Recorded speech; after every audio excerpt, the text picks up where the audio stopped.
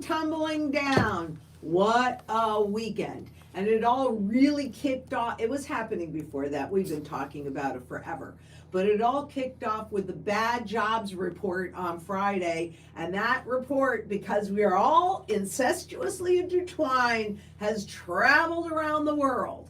Unfortunately, you're not going to be able to see my slides, but I'm going to speak from them because in the most current gold demand trends, gold demand reached its highest Q2 on record. Yes, people, it is happening. And I hope that you are in a position where you have your gold and you have your silver. If not, you need to click that link below and set up a time and get your strategy executed. Do it now. I don't know, but I'm going to first answer all the big question that I know everybody is wanting to know. Am I headed to my bug out? The answer is that if this transfers to a public panic, then the answer is yes, I am. Because most people have enough food in their homes for 3 days, and the grocery stores have enough food on the shelves for 3 days. So when people realizes that this crisis is translating to them and a panic ensues, we're to the bug out location. But let me tell you what's going on. Because we do know that 5 days ago, Japan hiked the interest rates for the second time since 2007. Why does that matter? It matters because it unwinds a leverage trade, right? That is roiling the global markets. It's called the carry trade. Emerald and I talked about this on a GWIZ weekend not that long ago. What that means is that Japan, with the interest rates super low, corporations and entities would go in and borrow, there's the leverage, borrow money in terms of Japanese yen, and then they could take that money and they could put it in the stock market or they could buy other bonds with a higher yield.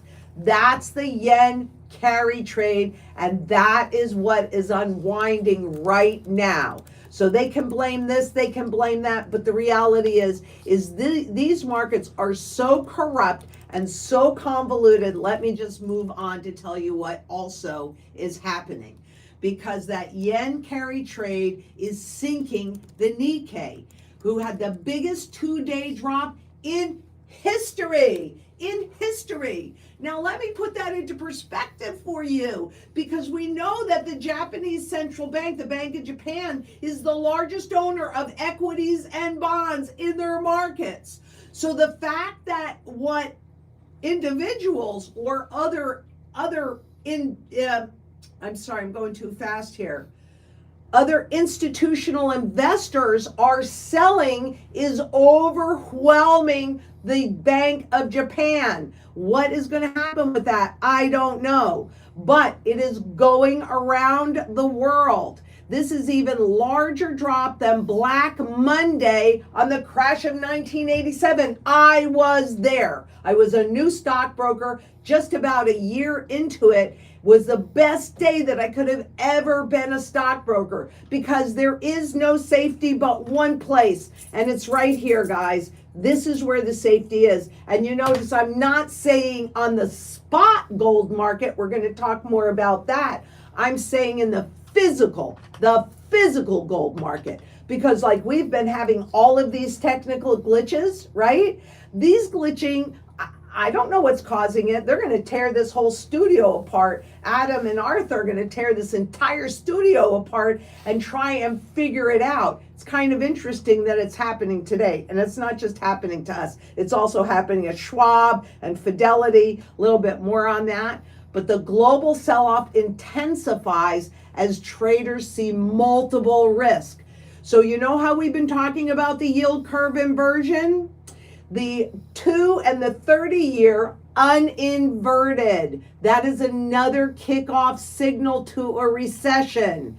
So, and just for a minute or two, the US 2-year went below the 10-year. What does that mean? That means that in a flight to safety, so out of the frying pan into the debt fire, but in a flight to safety, stocks are being sold off and 2-year treasury bonds are being bought, which you remember, right?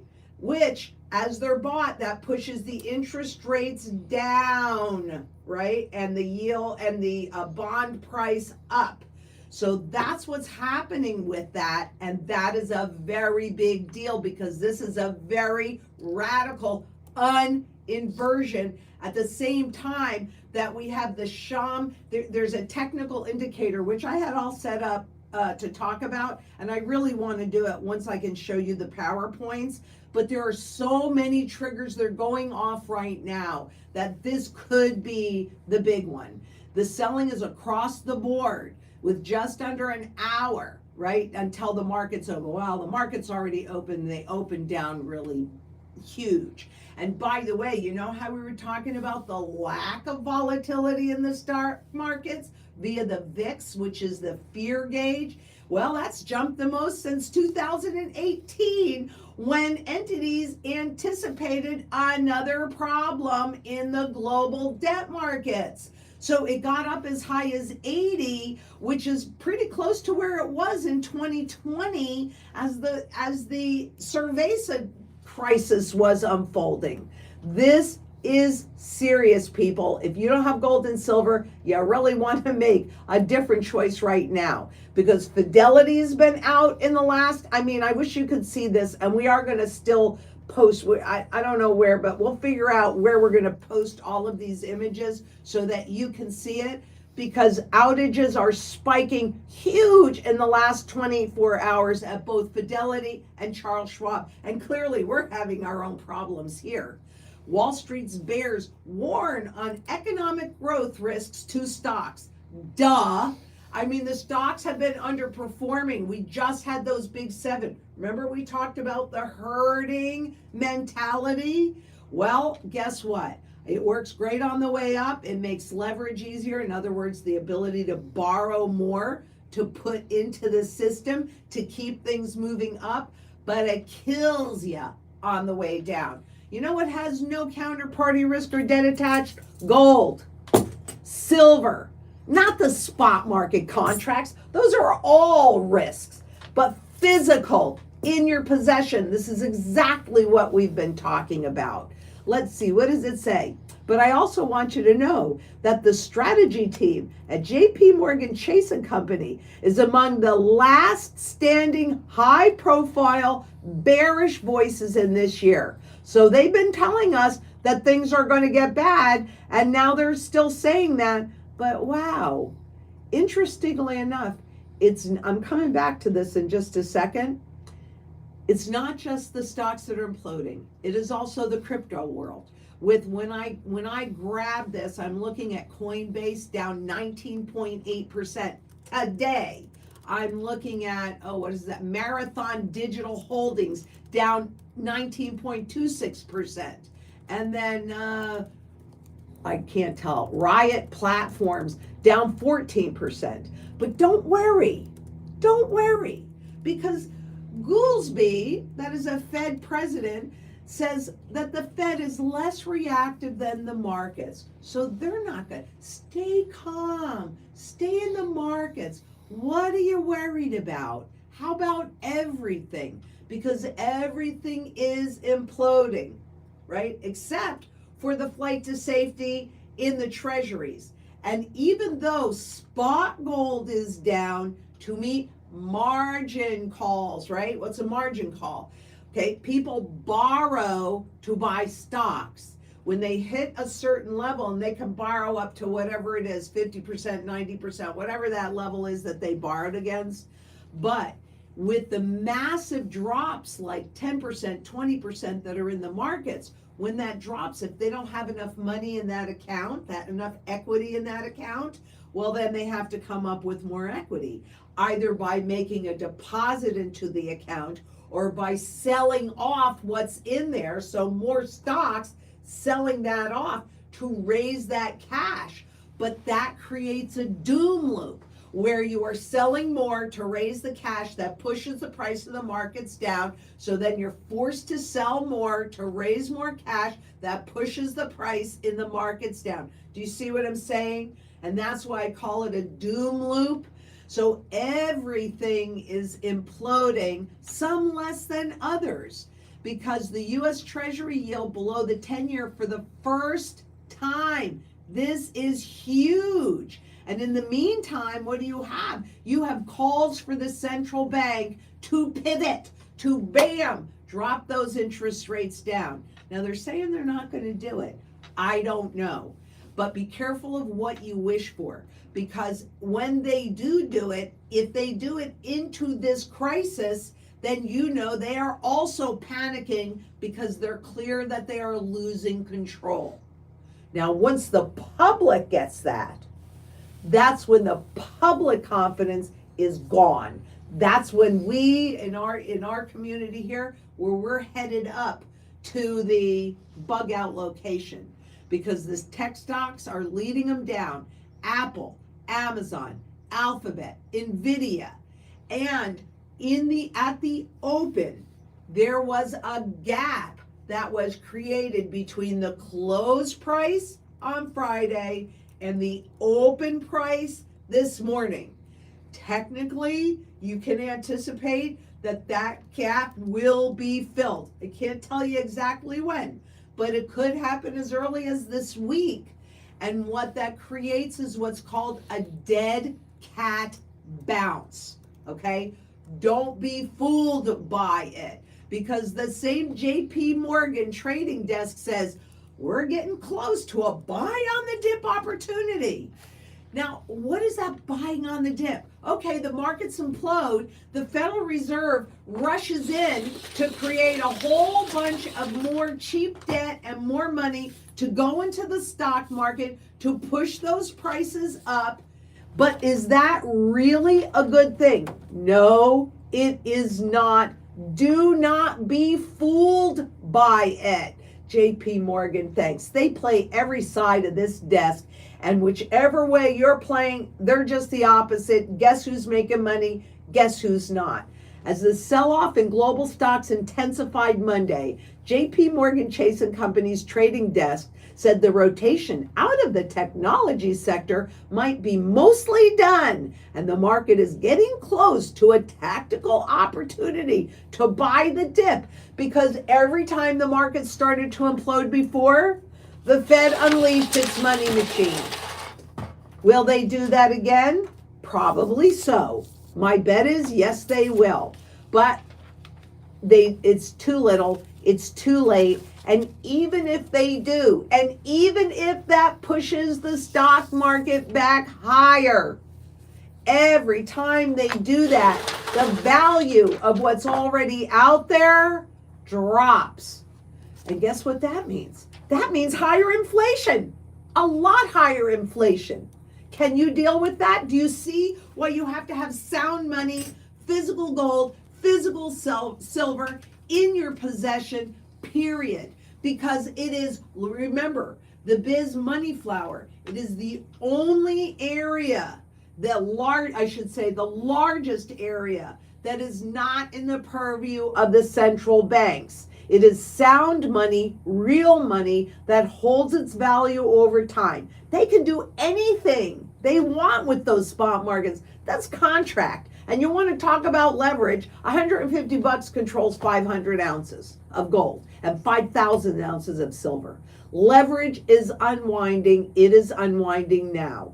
The real key in here is finding out when the public is going to understand what's happening.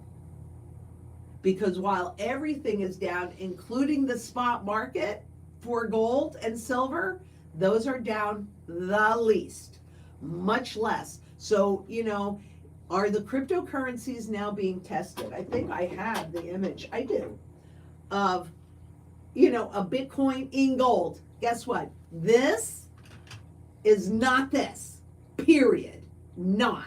This is ether. It goes nowhere. This is physical in your possession. You hold it, you own it outright. It does not run counterparty risk. So now I will take questions, bring them all, and I'll let you know, we are going to go live tomorrow as well. Hopefully, Adam and Arthur will figure out what these technical glitches are, but quite honestly, it could be much bigger than just what's happening in this office. just like they are at Fidelity and at Schwab. And hey, you think that CrowdStrike Microsoft issue is over? Think again. This should be, will you heed this warning? That's the big question. At what point are you going to heed these warnings? When it's too late to do anything about it? Today you can still do something about it. Tomorrow, I don't know. But Adam is going to read the questions. We're all kind of goofy right now, but here we go. Sorry, guys. I apologize about, some technical issues, but we are here, we are live, and we're ready to help you guys out. So first question is from Rosie. It says, "Hi, Lynette. Thanks for all you do. You're welcome. In your study of history and the end of fiat currencies, at what stage are we in? I am asking prior to your live stream, so maybe you will have already answered." And I'll hold the question up so you can still see it, okay? Thank you.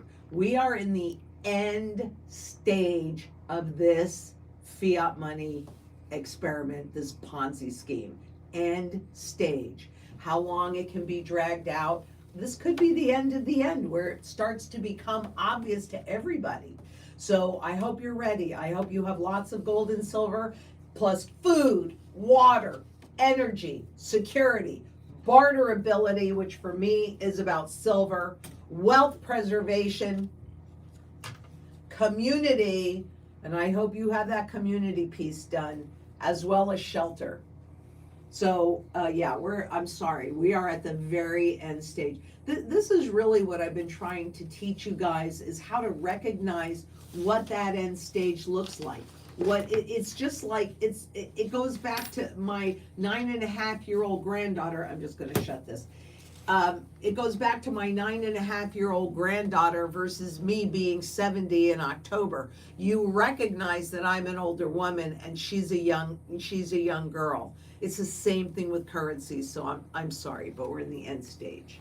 And we're in the end stage. Okay, so Psalm 91 PV asks, how will the PPT step in? How soon will the PPT step in and take over the market today? Boy, I would think that they would have already done it, which is a pretty big indication, because it was after the black market the Black Monday in 1987 that the plunge protection team, that's what the PPT is, was created officially, right? So I would think that they have already stepped in, particularly last week when the rout began. But it appears that the selling is overwhelming their ability to prop these markets up. That's what it looks like to me. Okay.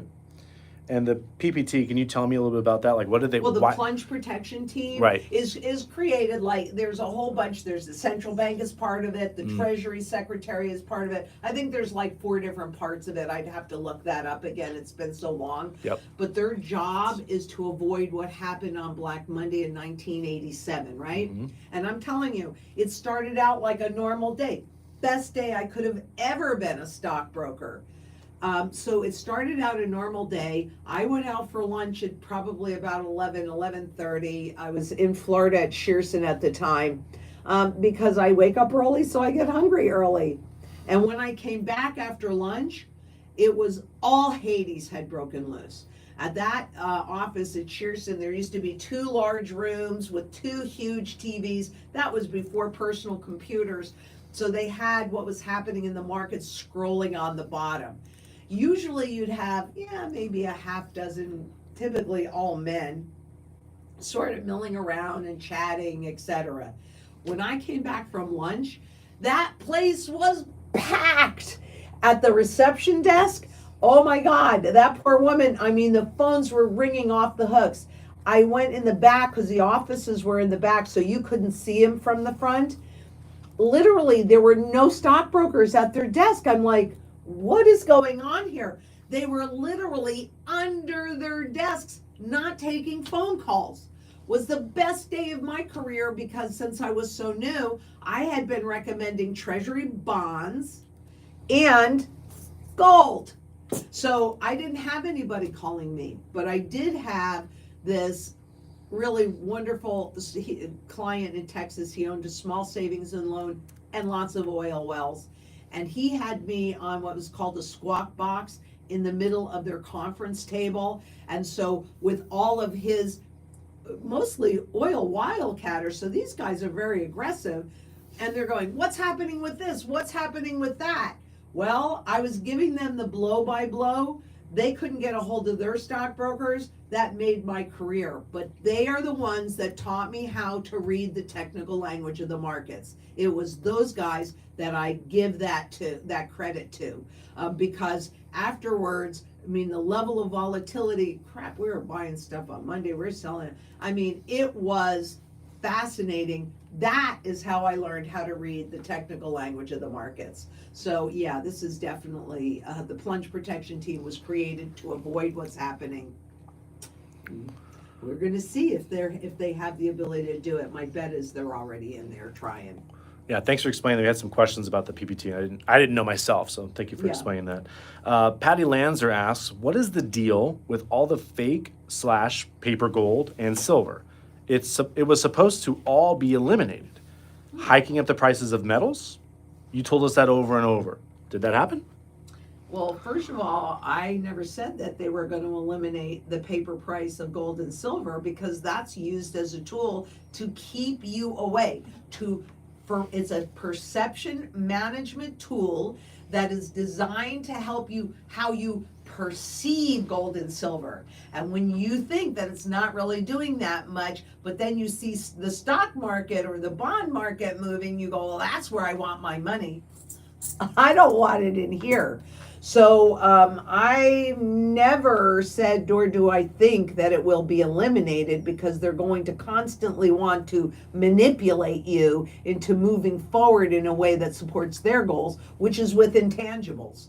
We're talking about actually holding the tangibles, because I haven't had a chance to talk to our wholesalers yet, but my bet is there is a rush to buying in the physical market. So you can't go by what you see in Wall Street. There is no good price discovery there. And I don't know why anybody trusts it. That's why you always have to balance that out with looking at what's actually happening in the physical only gold market. Did I answer that? I think you did. Yeah, that was a good answer. Okay. Yeah, absolutely. If I didn't, and you guys don't understand my response, it's my job to figure out how to explain it in a way that you get it. So just let me know, and I will try and explain it in a different way. And if that still doesn't work, then let me know. It's not you, it's me. That's my job, okay? And I feel so strongly about that. So Neo the Wise, great username, by the way. Neo is from The Matrix. Remember the movie that you need to watch? Okay. Neo the Wise. That's absolutely correct. She is the Oracle, right, guys? Oh, yeah. She is the Oracle. We didn't get the red pills. We didn't get the red pills. No, we have the blue pill, got the blue which is the one that takes you out of the matrix. Red pill. The Right? red pill? Is it the red pill? Well, I've red seen the movie a million times and I can't Is that remember. red pill?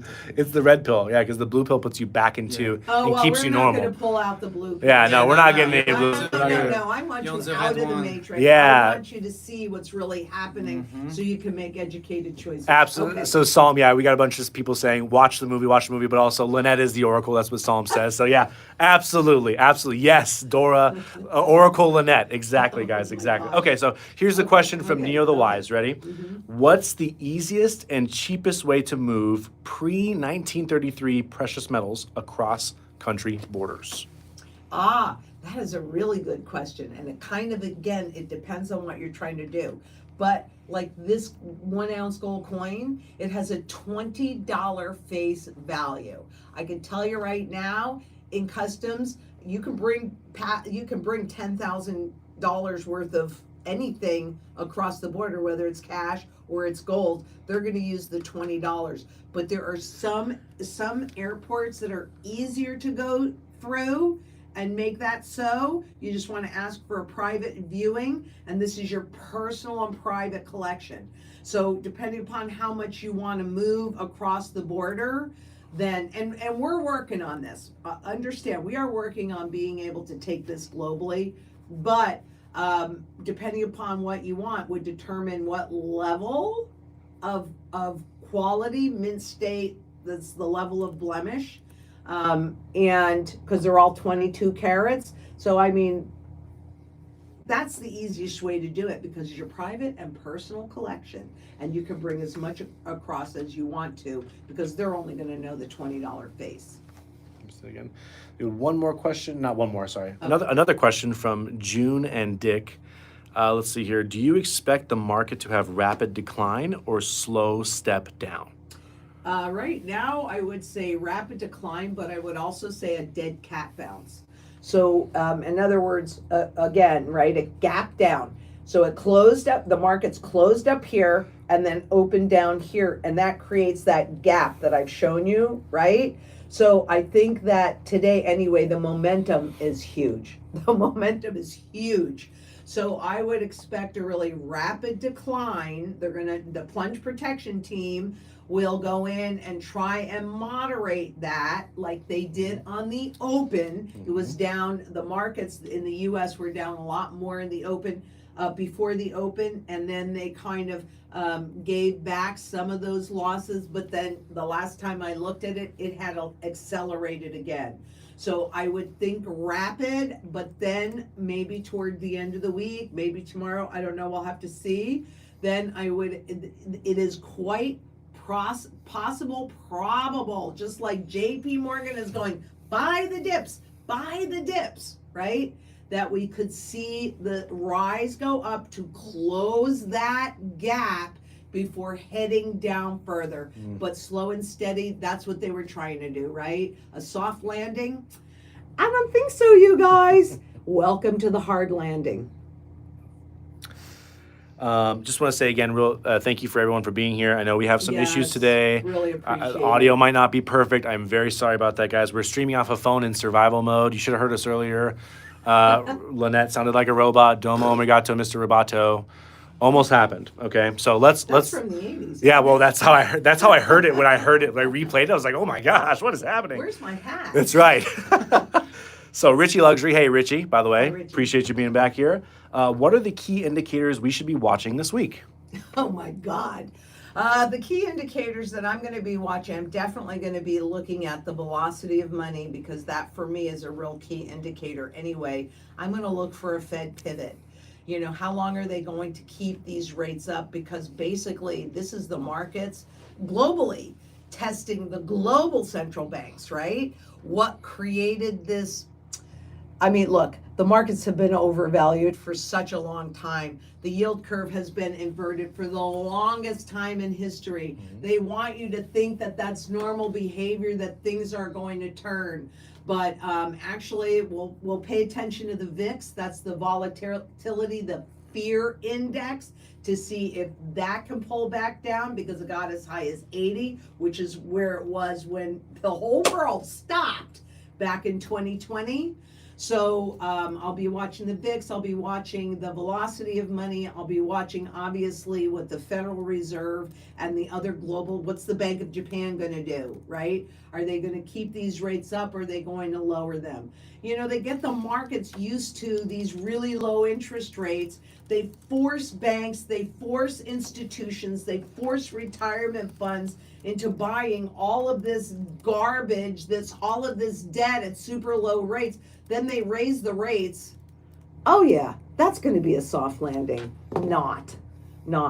So those are some of the things that I'm watching to pay attention to see what's going to happen. But definitely, is the market going to gap up? And that I'm going to look at too. And that will just be a dead cat bounce. To answer your question, Reich, which he's asking, why are we on survival mode? Did we have internet issues? We had a lot of issues today. Oh my God, yes, It started with a computer in the morning, and then microphones. I mean, everything kind of just took a little bit of a dump on us today. It didn't really work, did it? But no, it really didn't. Right. And actually, you know, I mean, the same thing seems to be happening over at Fidelity, and the same thing happens to be happening in Schwab, and probably a lot of other companies. And it just really stresses. If you don't hold it, you don't own it. It does not matter what your perception is. You lose all access. It is so critically important that you hold real sound money outside of the system, along with some garbage cash. Okay? But you know, all of these currencies, what, you think the dollar is any different than all these other dodo bird currencies? It's not. It's created and supported by a government's ability to create more debt. Well, a tree does not grow to the sky, neither does debt. They can get away with it longer than you or I could get away with it because they have the ability, I think I'm out, I wish they'd be out, to print money, but every time they do that, the money that's already out there loses value. But you know what gains in value? This is what gains in value. Even in that manipulated spot market, not relevant. Because at the end of the day, when the public loses all confidence, which we could be at that point right now, I don't know. That's really what I'm going to be paying attention to the most, is the public confidence and how quickly this information spreads. Because I'll tell you, all weekend long, there really was not very much on normal stations that would show you that the markets over the Nikkei in Japan was imploding, or the topics were imploding. You had to really, I had to really kind of, it was on Twitter, but it wasn't on mainstream TV. It may not still be on mainstream TV. Have any of you guys seen any indications of it if you're looking in the mainstream media? So the real key, I guess the biggest thing that I'm really going to be paying attention to is how this information goes through to the public. Because remember, everybody said, gee, I thought you'd be up at the bug out when the regional bank imploded, and I said, I'm waiting for the public. That's when it gets really dangerous and really scary. And sorry, that was the last question. Just holding it up for you, making sure you knew. Mark Matthews asks, what is a lot of silver and gold mean? I'm guessing at the time you were probably saying something about having a lot of gold and silver.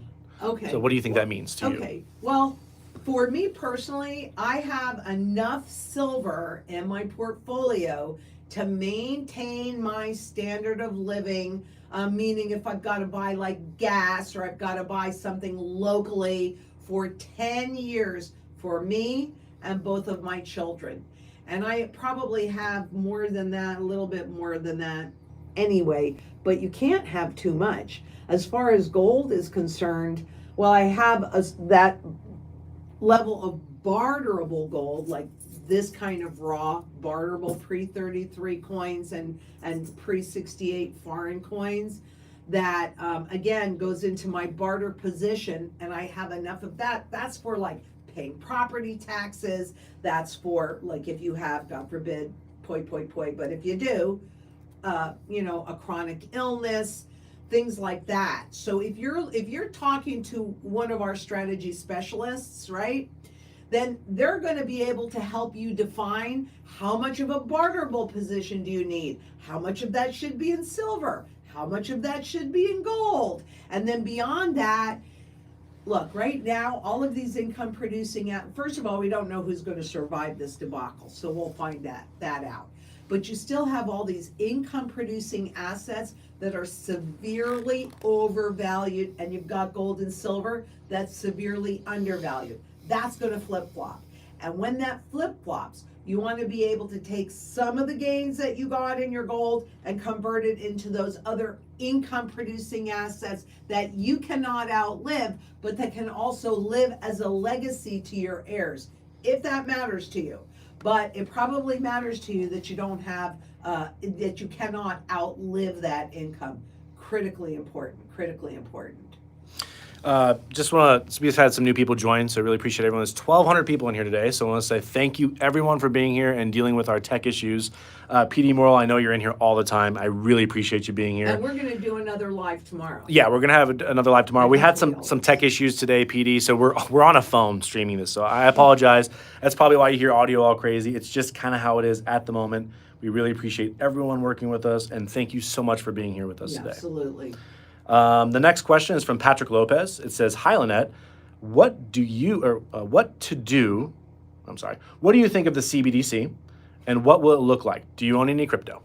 I do not own any crypto at this point in time because I believe that it was a Trojan horse that came out to keep you away from this stuff. Because think about how much more of this garbage would have flown into sound money had they not existed. So no, personally at this juncture, I do not own any crypto. CBDCs are a full surveillance economy where they then have full control over your choices. And of course, they're not going to sell it like that. What they've said is they will tell you that if you allow the central banks to have CBDCs, there will not be any more inflation. That's how they told us they would sell it to the public. So that means that we're heading into hyperinflation. And when you've gotten abused by that enough, then maybe the public might agree to this. I will never agree to it. I will never, ever, ever agree to it. It doesn't mean that I won't be forced into using it. But this is the importance of coming together in community. Local community, so that you remember how fast those grocery store shelves went barren back in 2020? Okay, I hope some of you prepared for that. But locally, you get to a farmer's market, get to a community garden, go to a meetup, go to places where you're going to find more like-minded people so that you can have security in food, water, energy, security, barterability, wealth preservation, community, and shelter. Get it done locally. Go meet your neighbors. Go meet your neighbors. I'm hoping that this is not the last hurrah, but it could very well be the last hurrah that makes the hyperinflation that I believe has already started visible to the public, which means that the whatever teeny weeny bit of confidence remains in this stuff goes away. And that's when we need to be someplace safe, because desperate governments do desperate things, desperate people do desperate things. But globally, this is as important as the local community is, because things will get very local for a while. That global community, maybe even more important, because to your point with the CBDCs, if we on a global basis do not come together with gold and silver and say no, then that's what we're going to get. Full surveillance economy. And your children and your grandchildren and your great-grandchildren will lose their freedoms and their choices. So just like the central banks are buying as much gold as they ever have historically to protect their freedom, so should you. Silver's nice for barterability, but CBDCs, do you really want somebody dictating everything that you do? Oh my goodness, I disagree with you. Boom, cut off. We saw that in Canada. Canada, for God's sakes.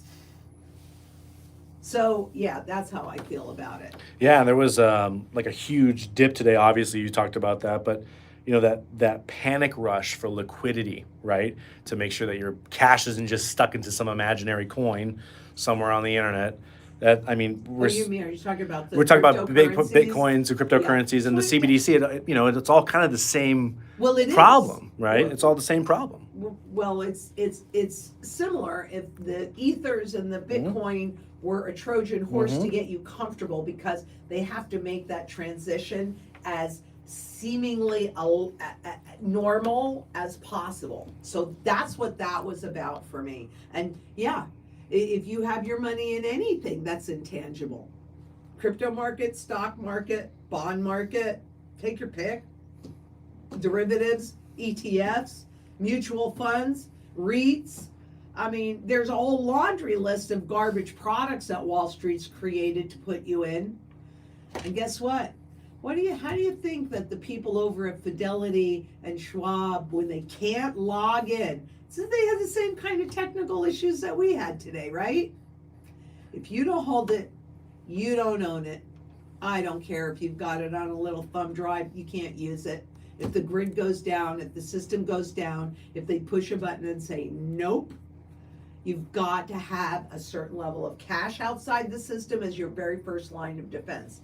A certain level of silver outside of the system and barterable gold for your second line of defense.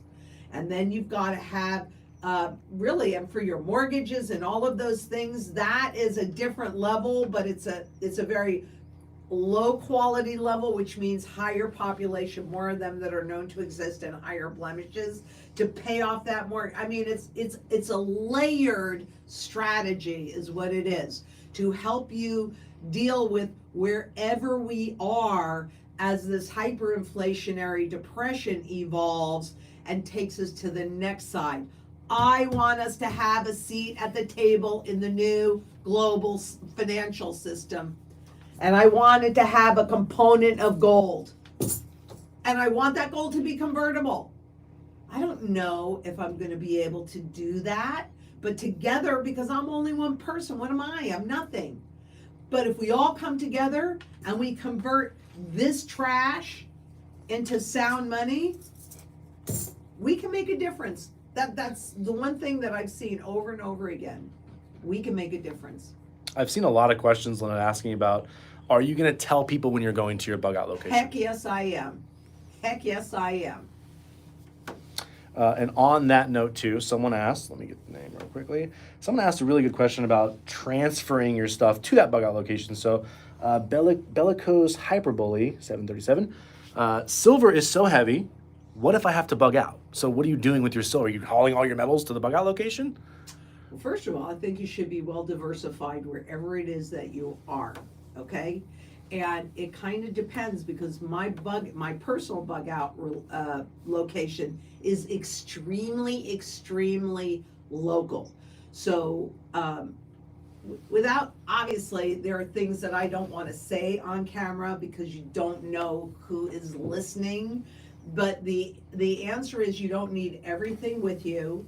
You just need a certain amount. You can have it diversified, because even when I go to my bug out location, I'm not going to know how long we're going to need to stay there. What I can tell you is that, and I can show you too, because we've got enough pictures of it, is that I have enough food to take care of 40 people for 6 months, right? And then we're going to be growing, and we have livestock up there, so we don't have everything. I'm not completely done yet, but yeah, we have a contingency plan where things are already in place, and also we have the contingency plan. Everybody's gassed up.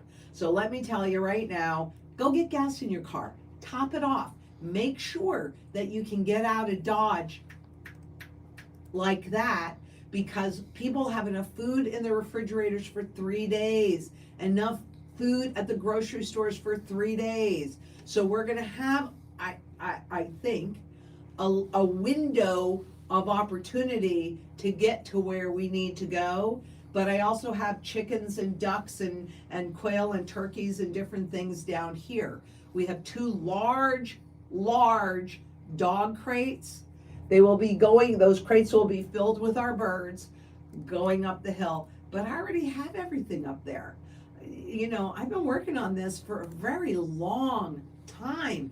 That's why I say how important local community is.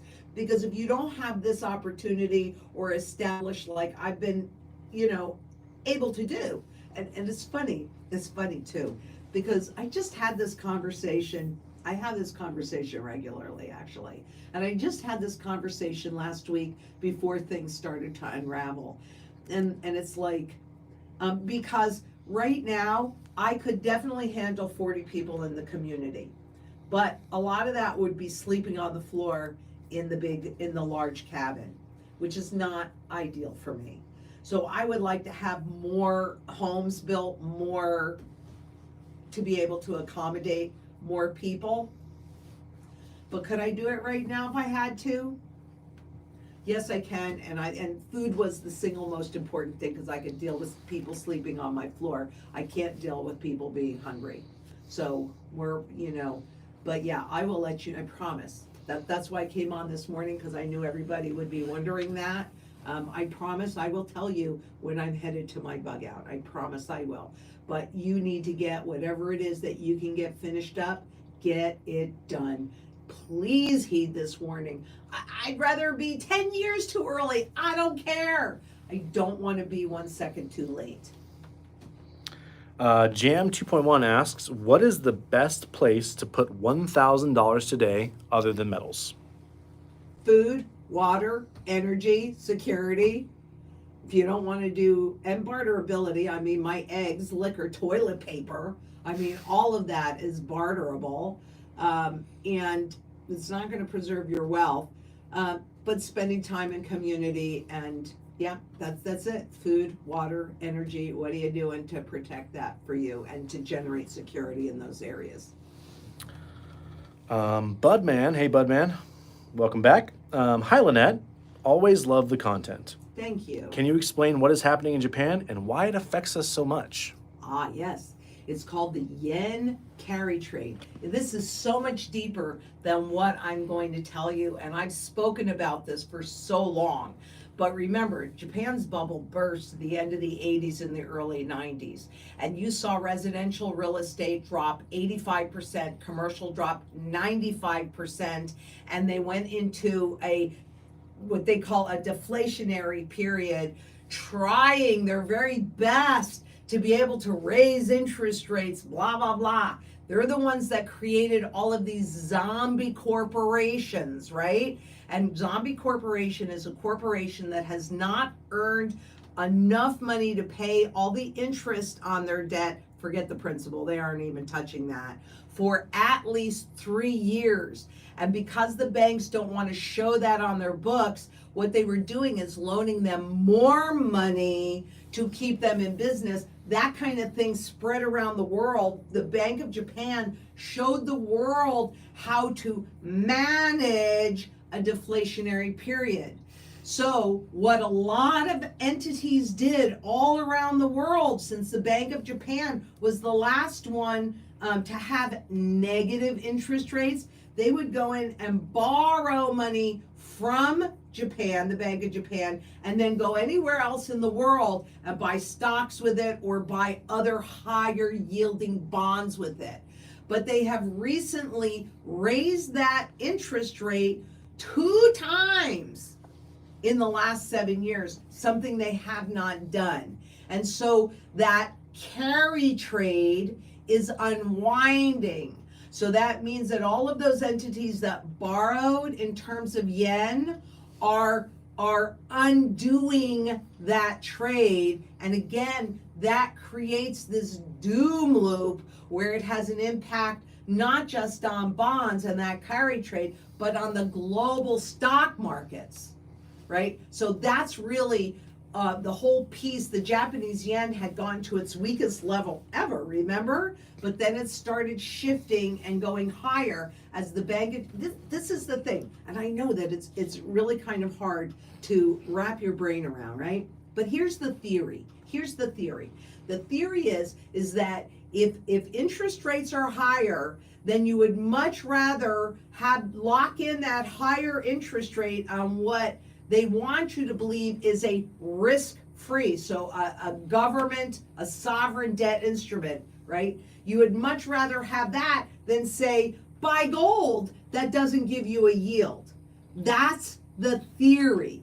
But in reality, that's also the leverage. So all of this, remember I kept talking about how the fact is all we're seeing is the tip of the iceberg, and what's in danger is what's below the surface that we cannot see. That is what is unwinding right now, because I'll tell you something else, and we can't see this yet. You know, with these violent moves, those big derivative bets, which are just the leverage up to 1,000 times, they have got to be triggered. Some of them have to be triggered. Are we hearing anybody talk about that? Heck no. But that is so large that the last time that they actually had, this was back in 2009 or something like that, 8 or 9 or 7, something like that, when I went into the Bank for International Settlements that were tracking derivatives, and central banks at that point were not doing very much with derivatives. It was more the Wall Street firms and big banks that were.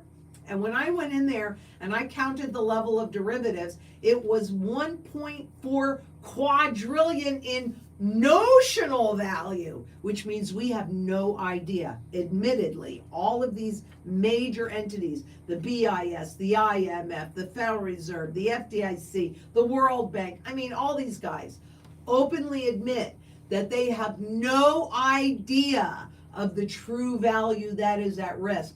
But let me tell you, can that overwhelm the central bank's ability to print their way out of this one? Yes, it can. Yes, it can. Is this it? Maybe so. Maybe so. You've got to know this. And if it isn't, say thank you very much and get your poopy in gear. Get it in gear, get it done. Mark Matthews asks, is now a good time for the U.S. government to move to an asset-backed currency? No, they have to burn off all of the debt before they can do that. Because as soon as you put a component of gold in the system, it creates fiscal responsibility and therefore limitations on how much of this stuff they can create.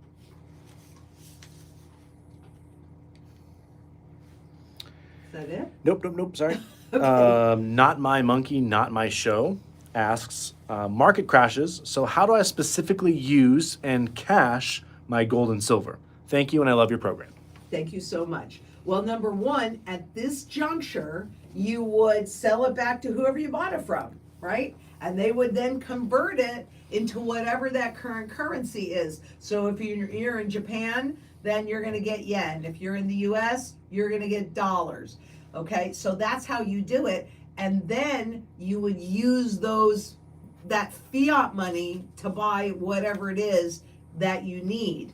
Now, if this is it though, if this is the big one that we've been talking about and waiting for, and as I said, things are going to get real local, then we're going to see a similar kind of repeat that we did to 2020, where shelves go bare and people are panicking, etc.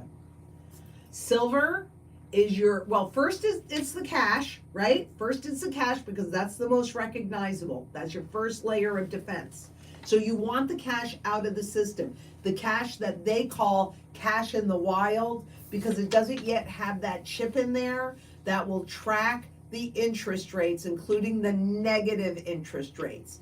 So you want a certain level of cash, and it all depends. There's no blanket answer for everybody. That's why I say, you click that link, you set up a time, you get on the phone, call us. We're going to be working 24/7, lots of people on the phones to make sure that we can get to you and help you ASAP. But basically, or you can call us at 833-GLD-ZANG. So 833-345-9264.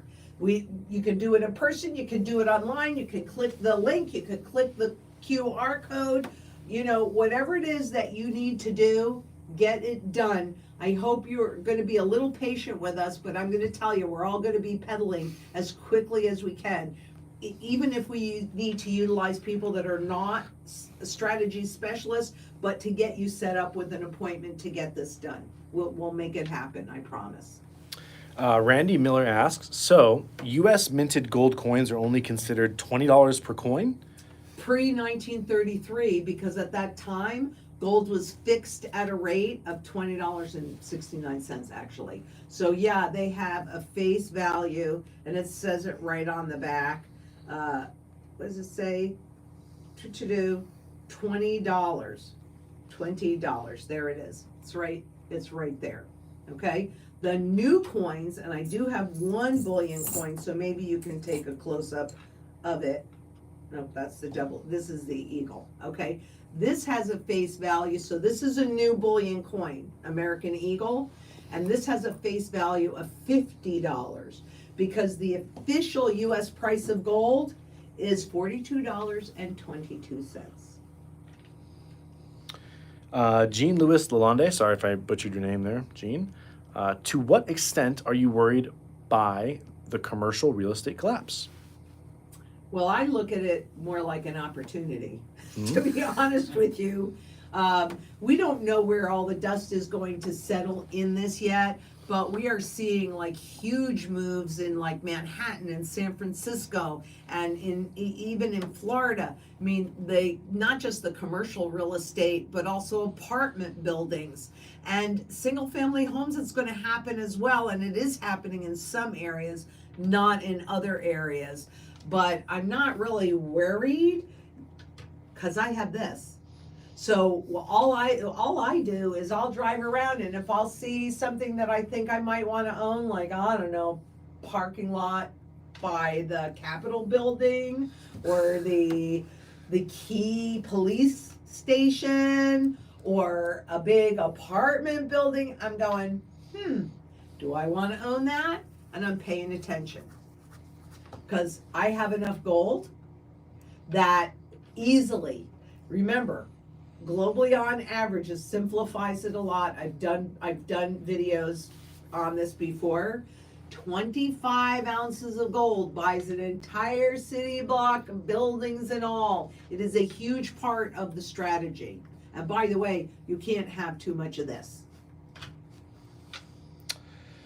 Lonnie Voiles asks, I heard there was an emergency meeting with the Fed today. I'm sure there is. I'm sure it's been going on. I'm sure it didn't start at 9 o'clock. I'm pretty sure it happened overnight. Yeah. Speaking of the Fed, JD in 5D asks, how much debt can the Fed buy and how is the M2 supply? Right.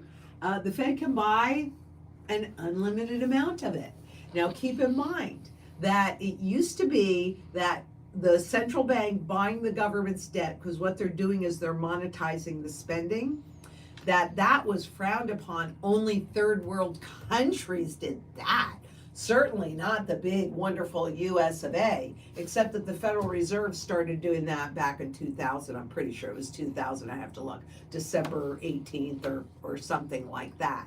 So they can buy as much debt as they want. That's just to create all of this money, and then that pushes up the M2 supply. It pushes up the M3, which is supposed to cover all of the money that they took away from that in 2006.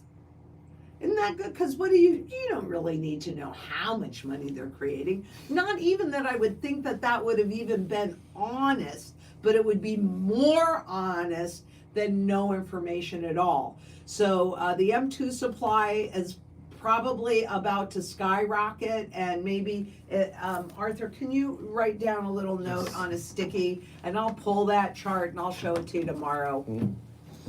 The M2 supply, can you explain that? That's the money supply, and there are different layers. So there's layers of how much is just in like cash and in checking accounts, so very fast, and then savings accounts and CDs. So the M2 takes all of that into consideration, but not 100%, which is what the M3 takes into account. So it's how much money has been created, but again, they took that visibility away from us in 2006, because why would we need to know that? It's kind of like how they do it. Oh no, we don't look over here, we'll just make it disappear. Fairlane 58 asks, bank runs soon? Bank runs have already been happening, right? To be honest with you, this is really what we're seeing. It's just they're trying to keep it invisible. Just like, did you guys know that any of this was unfolding over the weekend in Japan or elsewhere, Korea and elsewhere in the world? No. In fact, when I got a little alert from Twitter and I went online and searched it, I really couldn't find very much. Isn't that interesting? Took a long time for it to trickle through. And even looking at Main Street TV, the news stations, maybe they're talking about it now, but they sure as heck weren't when I was looking.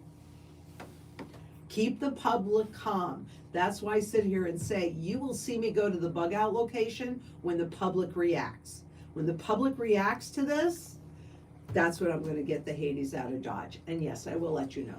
And we have a full studio up there, and it's on Starlink. So I think, even if this is not ultimately it, I haven't really filmed from there in a long time. So we'll be going up there just to make sure that everything is working properly and copacetic. Jason Brooks asks, if you have $250,000 in high yield savings, would you move it to all precious metals at this point? Yes. ASAP. Again, 833-GLD-ZANG. Yes. Savings? That is a joke. That is such a joke. How in the world can you save in terms of this when they just keep destroying its value more and more and more? That is not savings. This, my friend, is savings. Hasta La Vista Adventures asks, not sure if you guys realize, well, I guess it's more of a statement. Not sure if you guys realize, but last Monday, the dollar dropped 1.2% in value in one day. That is historic and very telling for the future. But guess what? That was against other currencies like the Japanese yen, right? So it was up, but how about your purchasing power? That is the real trend. What I've been telling you for so long now is that all of the signals to a market implosion, to the transition into the new system, to the reset, they need a big enough crisis to get the public's attention, scare the crap out of them, and what they're trying to do is stay in control on the other side of this mess. I'm saying if we vote with our wallets, we can stop that from happening. We can stop it. I believe it. Together, we can make a positive difference for a lot of people. So yeah, I mean, a big shocker, but again, look over here. Don't look at what's happening here. This is the real thing. The rest of that is just for show. And trade, because Wall Street makes a lot of money on that crap. And that's, after all, who's too big to fail. You and I, we're just about the right size. Chicken Shoes asks, a very good question, I believe, anyways. How do we, excuse me, sorry, I read the wrong question. I apologize. Basically, the question is this: how do you prepare if you're living in poverty? How do you get better prepared if you live in poverty? Community. Right. Community is everything, because any skill sets that you have are barterable. If you came to me and you could lay irrigation, or you could learn how to lay irrigation, you'd be able to eat, right? So if you are in poverty, and I also want you to keep in mind that gold and silver in any form, even if you're in poverty, you may have Aunt Bessie's, you might have Aunt Bessie's salt and pepper shakers, or sterling silver chopsticks, or, all sorts of this stuff, right? So there's all different ways that you can position into it. And if you're living in poverty, I would say community is your most important thing to get done. And develop some skill sets. Go and volunteer at a local farm that creates your food. Because at the end of the day, if they know who you are versus somebody that comes in and wants the food and they don't know them, guess who's going to get the food? So use what skills you have and go and make friends. Go and create community. Another good question from Richie. Hey, Richie, again. We were just talking about this morning. Lynette Zang, how do you feel about EVs, or do you think they will shut off the electricity? Yeah, I do think they're going to shut off the electricity. But even if they don't shut it off, the grid system is so weak and fragile, because it's been over all these years patches against patches against patches against patches. That means that there are all sorts of ways to go in and shut that puppy down. So yeah. You've got to be as absolutely independent as you can possibly be. The first thing when I bought this property back in 2010, after 2008, right? So I knew I needed to make a place to do my last stand. The very first thing I did was put in a solar system. Didn't work very well. I'm not going to lie to you. It didn't work very well at all. But at my bug out location, that is 100% off grid. And I put a flippin' fortune into that puppy. And I'm not done yet, but at least I've got enough energy up there. We're in good shape. There are all different ways to be energy independent. And we'll be doing more of those. I'm gonna order in, Adam came across something that looked real interesting to me. We're gonna order that in, very inexpensive, and we'll be testing more things, presuming we have the opportunity. Now, Lynette, you mentioned that you should have some like cash outside of the system as Correct. well, Mhm. and outside of investing in gold. What is the proportion of cash versus gold you think someone should have? Well, first of all, you should only have as much cash as you're willing to lose 100% of it, right? So, and it depends on your circumstance. Again, there's never one blanket. Let's say that you currently have a job and you're currently working and you feel very secure in what you're doing, then you're gonna need less cash because you're gonna keep earning that cash. If you're retired and you're dependent upon the distribution, whether it's Social Security or from your investments, then you're gonna need a bigger cash hoard to replace that income. So it just kind of depends, which is why it's so important for, the strategy that I developed. We're all executing the same strategy, but it varies based upon your goals and your circumstances and what you have to work with. So it does vary based on those different things. That's what I can say. But you don't want more. I mean, I could tell you that my gold and silver position to my cash position, if it were put on a graph, you probably wouldn't even see the cash. Now, I'm also running a business, which means that I have to make sure that I can always pay salaries. So even for those businesses, you guys, I mean, the brilliant thing is, well, I shouldn't call my strategy brilliant, but I think it is because it's just based on repeatable patterns. But it works for businesses, it works for individuals, it works for families. It can work for everybody, but it is all customized to you. So call us and let's talk about it. Love that. Melissa Meyer, hey, welcome back to, Hi, Melissa. yeah, welcome back. Love seeing you here. Appreciate you dealing with all I the, love seeing everybody here. yeah, absolutely. Appreciate everyone dealing with the technical stuff too. So, Yeah. Lynette, do you think it's better to pay off mortgage loan with, or using a 401k money? I'm wondering which is lesser evil to be indebted to, the bank or the 401k plan. I think, let's see. First of all, part of the strategy, all right, let me just take 2 deep breaths and think about this for just a second. Because if you've got the ability inside of your 401k to pay off your mortgage, which I'm not really sure that you have that ability to hold the mortgage. I mean, you can if the documentation is written as such. The same thing with gold. You can hold it. You could even hold these, the pre-33 coins, inside of a 401k as long as the documents are written that way. I'm thinking what is more likely, and I could be wrong about this, you have to check that out, Melissa, is that you could convert some of your 401k money into an in-house or in-service withdrawal rollover election. Usually it's 50% or $50,000. I haven't looked at the rules. Those could be different than the last time I looked at them, where you can move some of that money that's in your 401k into an IRA. When it's in the IRA, then you can take a distribution. You can borrow against your 401k. And then if you borrow against your 401k, yes, you are going to pay interest, but you're paying yourself back. I had a SEP IRA. I didn't have a 401k. I had a SEP IRA, and I did cash that in and put all of that money into these. So that's how I feel about that, because part of the strategy is when they do those overnight resets, right? And they take this stuff, right? And they reset it. This has no real value. It's used in one place, right? It only has value because you believe it has value, right? And it's constantly losing value. So when all confidence is lost, they try to regain your confidence.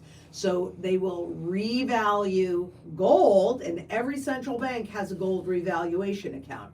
They will revalue gold versus this, and then you will see gold start to move toward its fundamental value, to its true value. When it does that, like in places, you're going to see a big, huge spike. In Venezuela, that spike was like 3,500 or something like that. that's when we take what might now take, I don't know, 10 ounces of gold, might only need a quarter of an ounce or a fifth of an ounce or whatever to boom, pay off that mortgage. So I would take what I've done. You do whatever you're comfortable with. I can't tell you what to do. But what I can tell you is I took my retirement money, I put it into the collectible gold.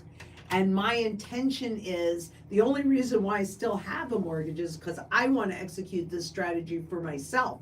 When we get that first overnight revaluation, I'm not waiting. I'm happy with those levels. I'm going to convert some of my gold into that cash, into, in this country, US dollars, and bam, pay that mortgage off. That's what I've made the choice to do. You got to do whatever you're comfortable with. So, and if you're still working, you can't take everything out of the 401k anyway. Okay. So to like add on that, yeah. Would you recommend paying off any debt that you have, like a credit card, instead Variable of focusing rate. on saving and interest in investing? Sorry. The variable rate debt, fixed rate debt, no. In fixed rate debt, I suggest that you accumulate gold because bam, we're going to pay it off when that reset happens. But the variable rate is where you run into danger, because the interest rates, I mean, how much different are, I don't know the answer to this, maybe one of you guys do. How much different are the credit card interest rates pre-Fed raising rates versus now? Probably not a whole lot different. And as this whole thing heats up, because what is also going to happen, okay, what's happening right now, right, is that flight to safety pushing the interest rates down, right? And then if the Fed comes in and pivots, that's going to do it even more. So if you are underwater with any of your fixed rate investments, this could be an opportunity to recoup those losses and get the Hades out. But what also is then going to happen is, as more confidence is lost, interest rates are going to start to spike, right? You do not want to be in variable rate debt as that's happening, because you will never get out of debt. So, I don't know what your circumstances are. I know I won't carry a credit card balance because that's way too risky. Why are you giving them all that extra money? So you want to get rid of your variable rate debt, but at the same time, you also want to make sure that you have your sound money strategy in place. So again, that's a conversation so that you can find what's going to work best for you. But variable rate debt is danger. Getting that taken care of is probably the priority, right? Getting rid of that stuff. And people always think it has to be one or the other.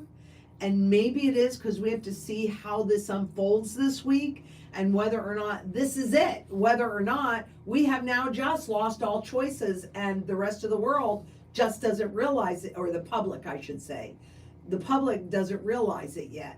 So let's just wait and see what happens over the next day or two. And I will come on live every single day that I need to come on live.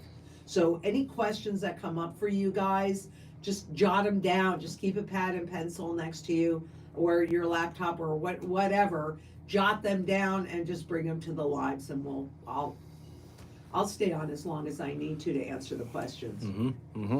Quick shout out to the Resistance Chicks. They're in the chat with us today. Hi guys. They're in the chat. Yes, I love them. They said PG here is the day, or excuse me, PG here today is the day. We are excited. All the bad guys will have their eyes open. Only gold and silver coins are money. Yep. Anything else is counterfeit gold, and silver coins is against the law. So really appreciate you guys being here with us today. Sorry I missed you earlier. If I saw you in the chat, I apologize. But hey, shout out to you guys. Shout out to you guys. And also, let's ask if the viewers would like to see a round table with me and the Resistance Chicks. Yeah. Because we can make that once they fix all the stuff that's going on in here. Yeah. If you're open to it, then I would be happy to do that. Absolutely. Yeah. Shout out to you guys. Appreciate you guys being here in the chat with us today. Okay. So Brian Baston asks, Lynette, I'm in the Phoenix area. How can I get involved in your community? Ah, that's a very good question. Well, I'm in dead central Phoenix, and we always need help here on the farm. So give us a call at the office, and we can make arrangements for that. Absolutely. And we have a couple more questions. I think we got two more questions I'm seeing. Dan K. If Dow is still at 36,000 points isn't okay, shouldn't people be worried if it hits 15,000 points or under? Well, I mean, that is clearly a market route. People should be wary because of all of the central bank manipulations. That's what they really need to be worried about. Not so much the stock market, because what's going to happen is all of those zombie companies that we talked about, they're going to go away. And we're going to have the ability to see who can survive this mess. Because the banking system is all built on leverage and debt. I mean, everything is built on leverage and debt.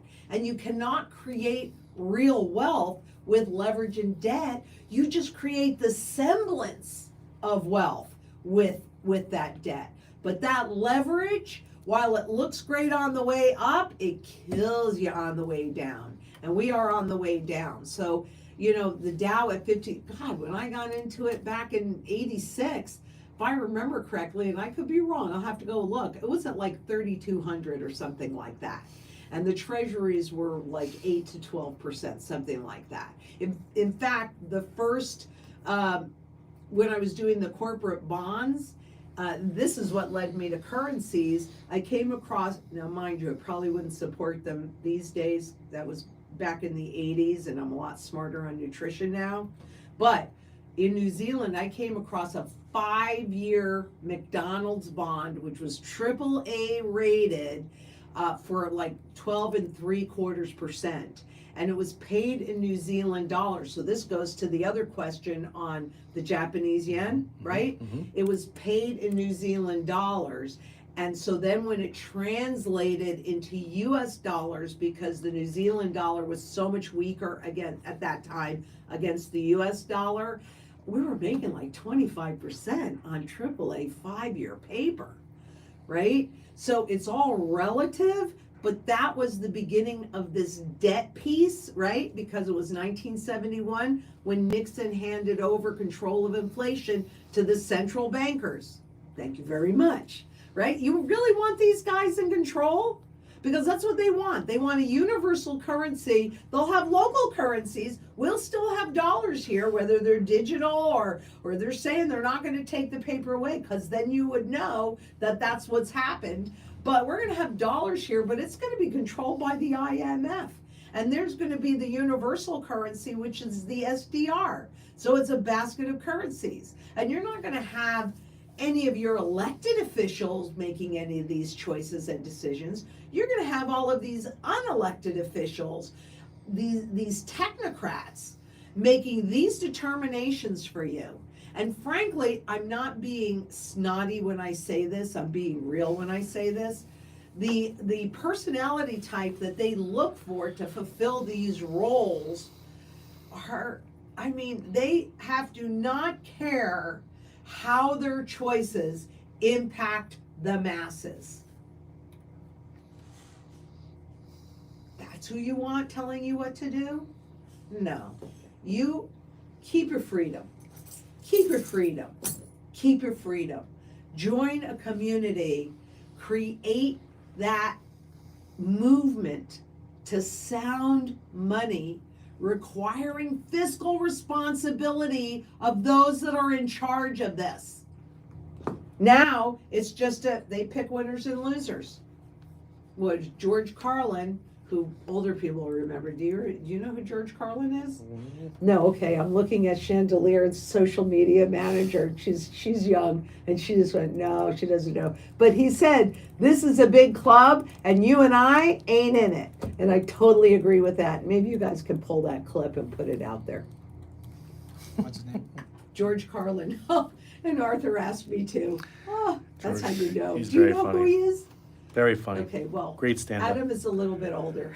Um, I'm older than him. He's You're older? He's actually older than me. Yeah. Yeah, I'm Oh. 34, he's But you're 32. French. yeah. But yeah. I'm French. Do they have George Carlin in France? I'm sure if I see him, I know, but otherwise, no, I don't know about him. Yeah, a lot of people in the chat saying they know who George Carlin is. Thank you. Jasmine Shum asks, sorry if I'm getting that wrong, Jasmine. Can you share, you're going to love this, by the way. Can you share your insight on the financial well-being on insurance companies, especially the life insurance companies? I am in doubt as people advocate our whole lives or to universal life insurance products. Sorry. I haven't shown this just recently, but reasonably recently, I did a whole piece on how underwater the insurance companies really are. Because by holding those interest rates way low for so long, it forced these insurance companies, to your point, to universal life or to any of these life products or these annuities, the fixed rates, etc., that they make a commitment to you, the policyholder, based on certain expectations. So with the interest rates held so low, they had to go way out on the liquidity spectrum, which means these assets are not liquid, not easy to sell without a huge disruption in price, and also the availability. They're in deep trouble. If you have any cash value in any of these things, get it. Well, you got to do what you're comfortable. I can't really give you financial advice, but I don't own any. And I had my insurance license. I had all those licenses when I was a stockbroker. My wife's idea one, we got a couple more questions left. Okay. My wife's idea one, new here. Why did gold and silver go down today? Go down today. Love that question. Is it a result of today? Was the secondary? Absolutely the result of today, because what you're looking at is not really gold and silver. It is the spot contracts, right? And this goes into a doom loop. So the markets, now people go in as the markets are rising and they borrow money to buy more stocks. The stock goes up in nominal terms, right? So the markets go up. That means they can borrow even more money to buy even more stocks. So that's what's been happening. But now, as the markets are imploding, all of those debts, you have to have a certain percentage of equity in your account. And when the markets drop, that equity gets wiped out. So now, whoever gets a margin call, which are going to be a lot of hedge funds, mutual fund, everybody, right? Individuals, anybody that borrowed to buy stocks, they're going to get a margin call.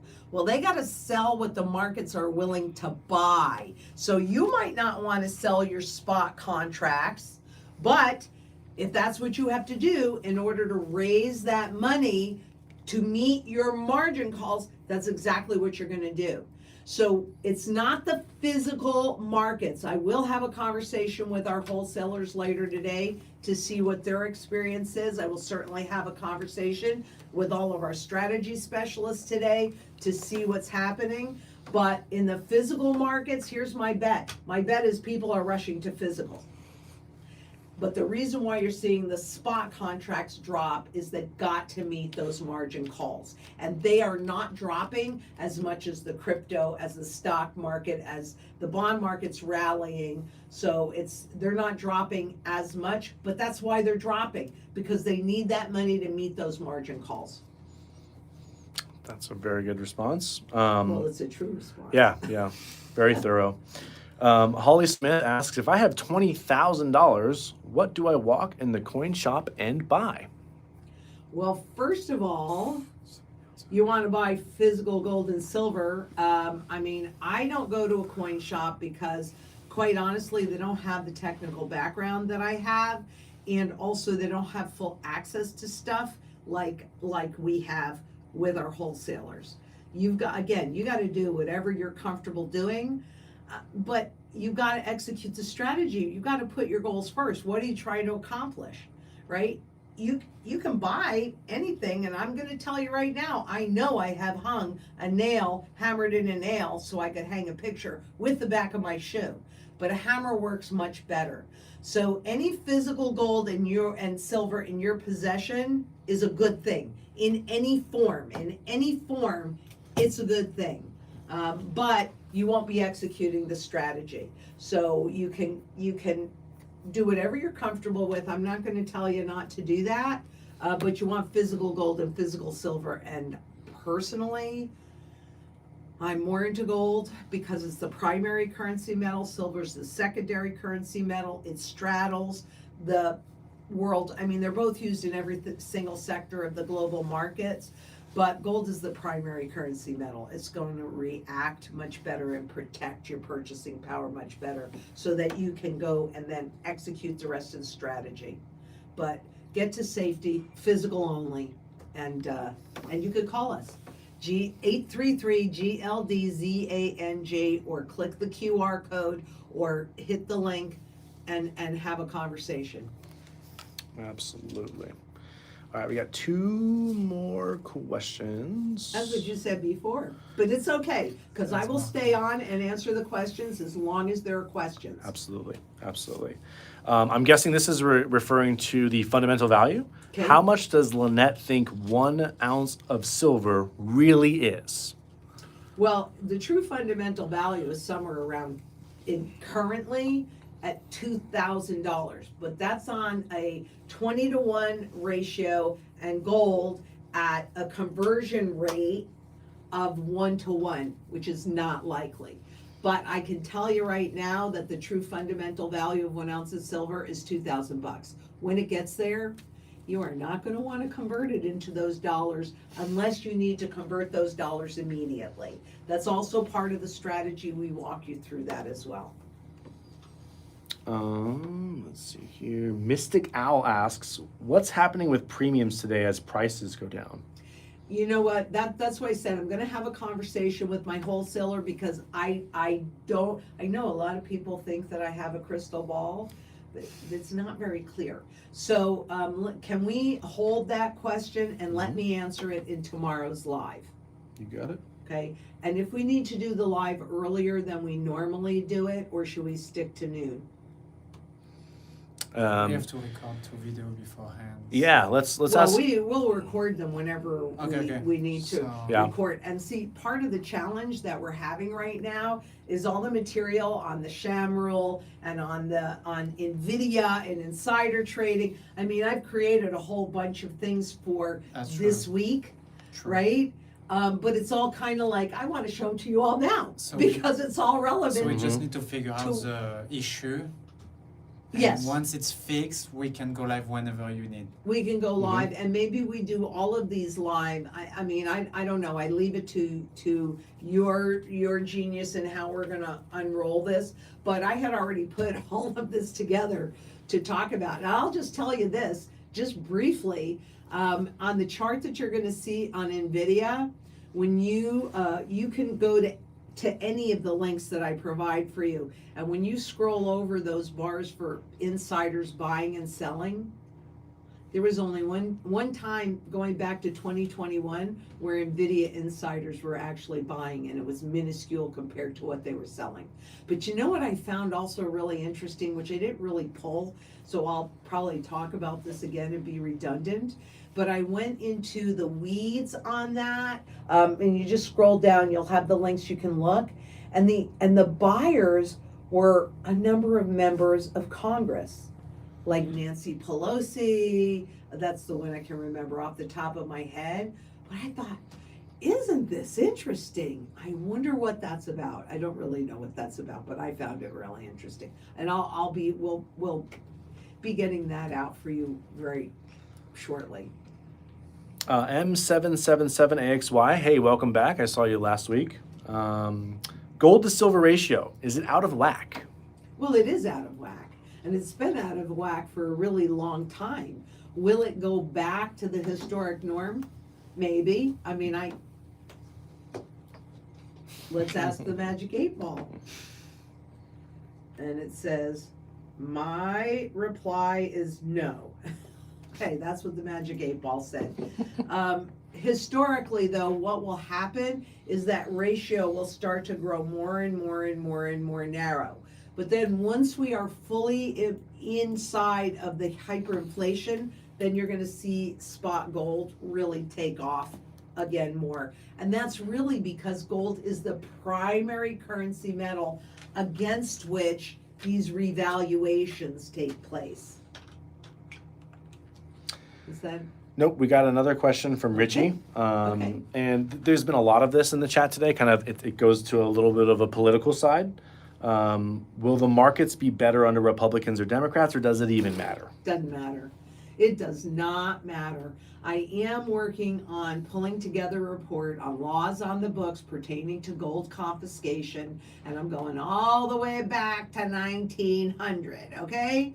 And I got to tell you, it did not matter whether it was a Democrat or a Republican that was in office. They moved it along. They only want you to think that there are differences, but to be perfectly honest with you, their job is to legalize the theft. I'm sorry. I really wish I didn't feel like that. But the whole system is so corrupt, and it should be so obvious about how corrupt this system is. And that's really one of the big reasons why we have to have a complete and absolute reset of, what does the World Economic Forum say? Socially, economically, and financially. And that's what alerted me was Christine Lagarde in that Bloomberg interview in 2009, where she used the term reset like 29 times in a 20-minute interview, and she wasn't talking about one little reset.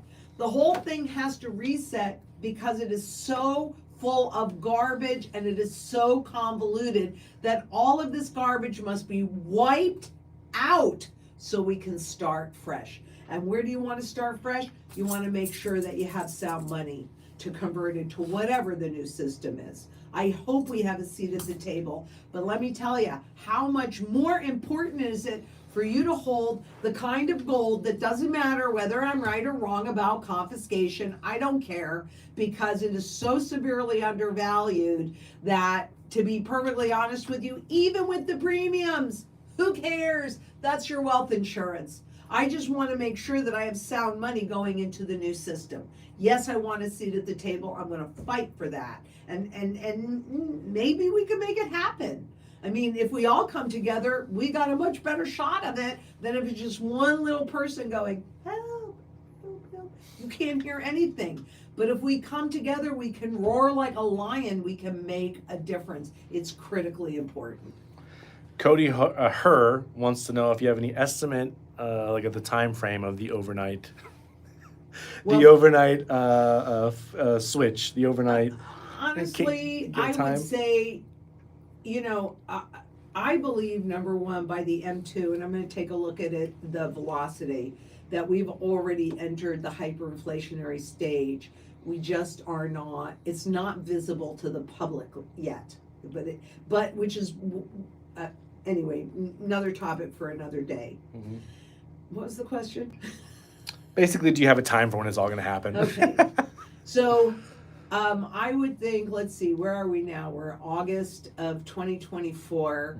Mm-hmm. I would think that it's going to become a lot more apparent, I would say, within the next 6 months. Then we'll have a minute or two for the hyperinflation to kick into gear and enough confidence to be lost.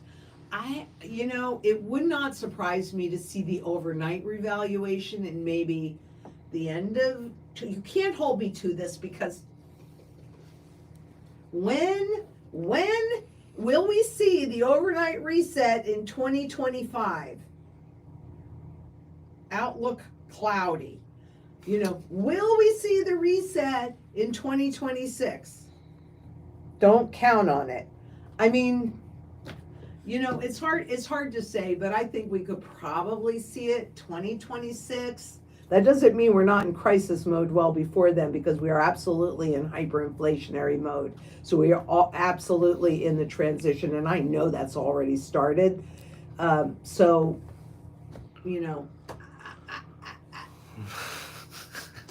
You can't hold me to anything. They don't call and say, when should we do this? But you want to be prepared. You want to have as much gold as you possibly can by the time that happens, and hold it in a way that you can use in the normal marketplace. If they confiscate, you know, if you're sitting with bullion, well, you're living on hopium, right? Hopium that they don't do it again, because people argue, well, it's not part of the monetary system. Well, with all the central banks accumulating gold, do you really think that it's not part of the monetary system? Every central bank has a gold revaluation account, every single one. Do you think they won't use it? Of course they will. And do you think they won't confiscate? You know, you can use inflation as a form of confiscation. You can, and so they've been confiscating your wealth since the day you were born. You can use taxation. You can use all different things. They call it financial repression, which is a formal program. Go to the IMF, put in the search bar financial repression. If I remember correctly, I could be off a little bit, but we have been in constant financial repression since I think it was 48 or 58, and that is where the government, the central banks, are forcing the general public to take more and more risks. And what is all of this debt that we have on our shoulders, but also a form of confiscation, because they've made many people a debt slave. So, you know, they can call it whatever they want to, but a rose, you know, I mean, if it arose by any other name, right? I want the kind of gold that it doesn't matter whether I'm right or wrong. I don't care. It doesn't matter. Then I don't have to worry about it. I don't have to think about it. And for you, those of you that are out there that say, well, I just won't turn it in. I want the kind that I can use in the normal marketplace, because I'm executing a strategy. We had another question here. It keeps disappearing on me. I apologize. That's because you move it really fast. And I'm going back and forth from the chat. Yeah. So Cindy, we'll read. Sometimes he does that to me. I like, Yeah. It makes me dizzy. And yeah, thanks again for being here, guys. Really appreciate it. We had 815 likes. Go ahead and smash that like button. Hit subscribe. Yeah, totally. Really appreciate every single one of you guys being here with us And today.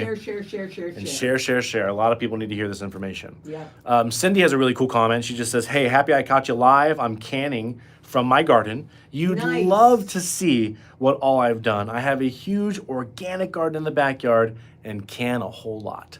I love that. I love that so much. When we're offline, maybe you could let us know where you are, because you never know. You know, maybe you're close enough where I'm going to be someplace when I'm going out and doing a live event that I would have the opportunity to stop by and see it in person. Would not be the first time that I've done that.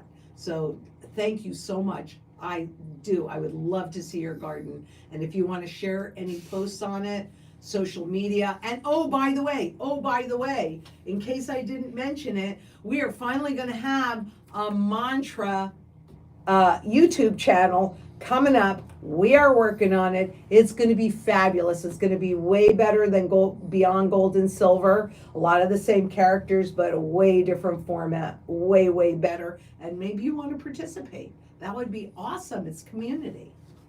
And I'll bet you could use some help in your gardens too, couldn't you? Yeah, so thank you very much for that comment. Love to hear that you're canning and you're prepping, you're getting ready for. Love it. Love to hear it. Arson Fire asks, "Hi Lynette, how much do you think the first interest rate cut by the Fed will be in light of today's chaos?" That is a really good question. If they don't want to create more panic, perhaps 0.25%. However, if it's bigger than that, if it's 50 basis points or 75 basis points, or if this gets worse and they cut it 100 basis points, then they're panicking. So, you know, there's calls for half a percent. There's calls for 50 bips. We'll see what they do, but they've got a balance coming out with a big rate cut, which will definitely indicate to everybody that the Fed is panicking, which they are.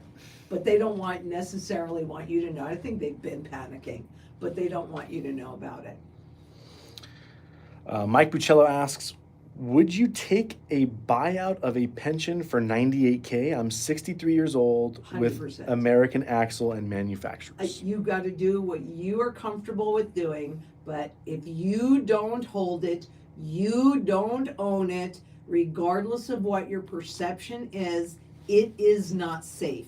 You need to hold your contracts, which is sound money. That's what you need to be doing, in my opinion. You do whatever you're comfortable with. I really can't. I don't hold any licenses anymore because I can't sell that stuff because I don't believe in it. And you see what's happening. And even if they keep pushing this up, because chances are pretty good when they turn around and they just spit out like a ton more money, which will probably be higher than what they even did in 2020. Then what you're going to see is you could very well see the stock market rise. However, it will tank the value of the currency. In 2012, 13, 14, 15, I think even 16, the Venezuelan stock market was the best performing stock market in the world. But they were also dealing with high hyperinflation. And so a trillion times zero is zero. I don't care, however you want to count it. I've got a $10 trillion Zimbabwe note here. I'm a trillionaire in Zimbabwe and I can't buy anything for it, with it. So do not be fooled by that. You do whatever you want, but I wouldn't keep it in there if it were mine. And Zuzi Q, we're not blocking your comments by any means. The question says, I think my comments are being blocked. I'm not doing anything, I promise. You're not. We don't screen the comments. The No. only ones that would not make it up here is any kind of bigoted, Right. And something like that. And if you are saying something really inappropriate, typically I kick you out of the chat, but I don't block you from our channel entirely. Right. Either way, we're not blocking your question. Let me get it answered for you. So can Lynette please comment on what will happen to the euro as the dollar dies? Well, look, there are there are three different ways that you can value any currency. I don't care what it is. So as the dollar goes down, you will see the yen go up, or the euro, or the yen, or whatever. It doesn't matter. It's just one relative to the other. However, Europe is not in any better shape than the US is, or Japan is, or Korea is, or whatever. This is a global issue. And €1 trillion times zero is still zero. So it does not matter. It does not matter. This is a global issue. That's why we have to come together in community on a global basis. Dora's asking if she can view this later. Dora, we're on a phone today, so I don't want to guarantee anything. But what should happen is, in about 20 minutes after we end the live, it should upload to YouTube automatically for us. I'm saying should because nothing's been working for us today. That's why we're on a phone. So I appreciate you sticking with us, and I appreciate you guys being here through the technical difficulties. One of the things that I've learned in this whole contingency thing is I've been executing my own personal strategy. I'm pulling in experts from other areas, so some of you may appreciate this. But in the military, they say 2 is 1 and 1 is none.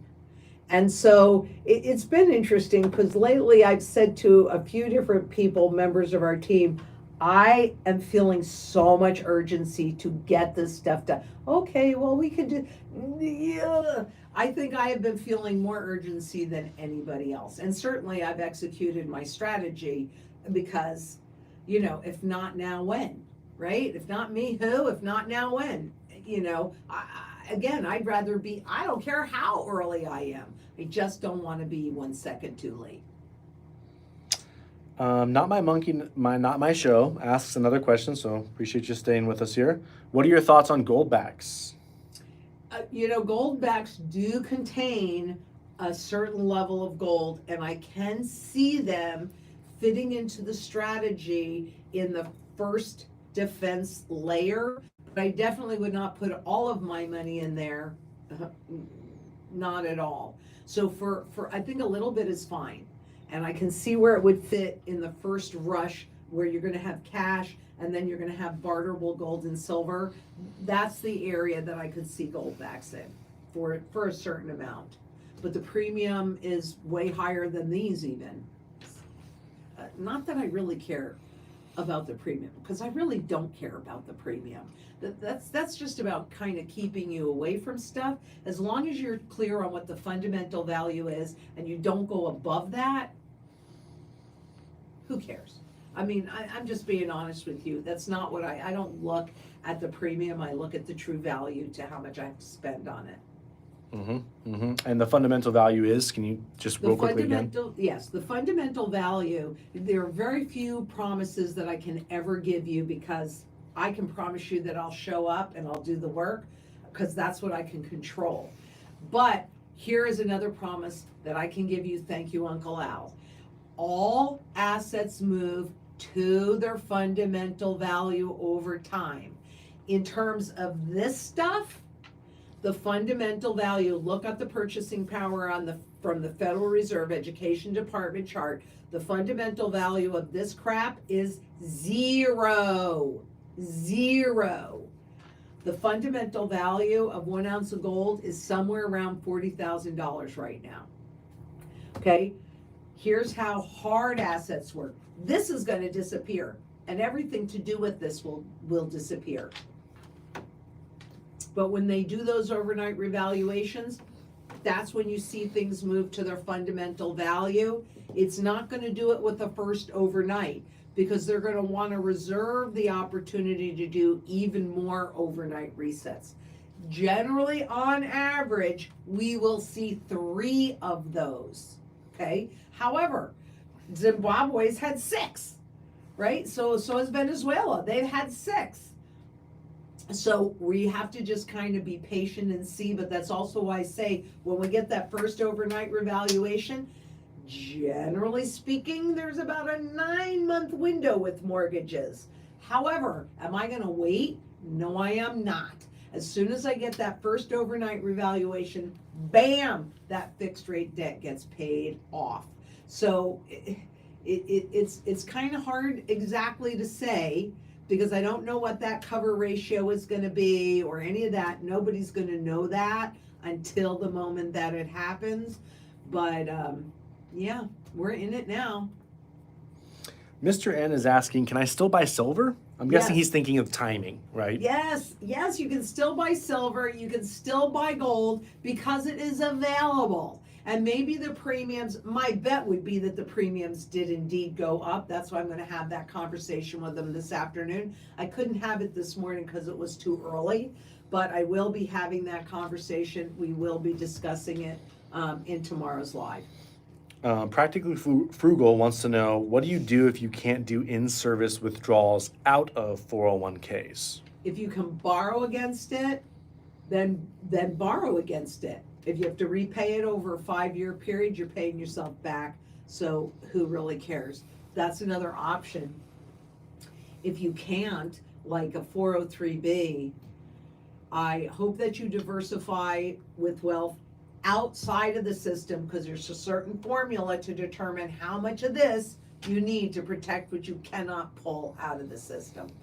You know, I mean, when they create this stuff, if you ever go in and study the conversation when they're deciding how they're going to do money market funds or mutual funds or IRAs or 401ks or any of that stuff, the conversation is always around how to discourage people wanting to liquidate, because they want that wealth held in the system, because then they can use it for their benefit. And hey, something goes wrong, you're taking all the risk.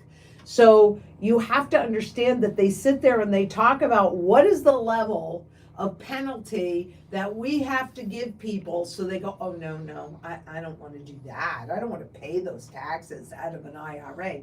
I got news for you. You're paying, whether you see it or you don't see it. At least if you take that wealth and you put it into an undervalued asset that is in a long-term positive trend, you're going to come out okay, especially when it's a hard asset like sound money. Then you're going to be able to recoup any of those losses, any of those fees, any of those taxes, any of that stuff. And that's all part of the strategy. Call us, we'll show you how it happens. But I mean, it is really simple like that. You know, do you want your wealth in an overvalued instrument that is in a long-term negative trend going to zero? Or do you want your wealth in sound money, a savings-based money that is used in every single sector of the global economy? So it has the broadest functionality and the broadest base of demand. That's where I want my wealth, and that's why I've done what I've done. So again, remember 833-GLDZANG or 833-453-9264. Call us, click that link to set up a meeting. Or, I would imagine that we're probably rocking and rolling pretty good. So calling us, we'll get you in, and even if we're just going to get your information and schedule it, I can tell you everybody's going to do whatever it is that they need to do to make sure that everybody gets heard and taken care of. Rockermom117 asks, does Lynette think, well, it's two parts. Does Lynette think we will have a reset of all currencies and that those currencies will be gold backed? The answer is yes. I think every single fiat money currency will indeed be reset. This is a global issue. They will not be gold backed to begin with. And that's why paying attention to what's happening in Zimbabwe is so important, because they're the first country that's attempting a gold backed currency, but it is not convertible. So we still got to keep watching. But ultimately, when they have to get your confidence back, history shows us 100% of the time.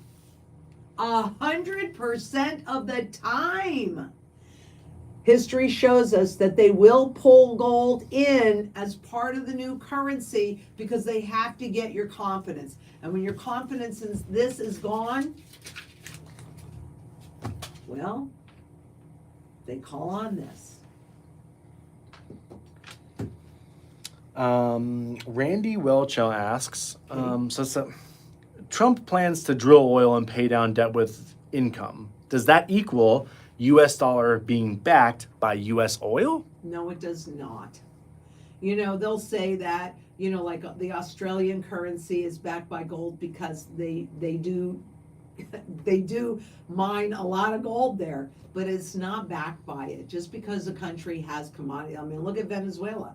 They have the richest oil reserves in the world, and look what's happened to their currency. So no, it does not mean that the currency is backed by, unless you can convert it into the underlying asset, it doesn't mean anything, because there's no way for you and I to hold our government's toes or the central bank's toes to the fire. No way.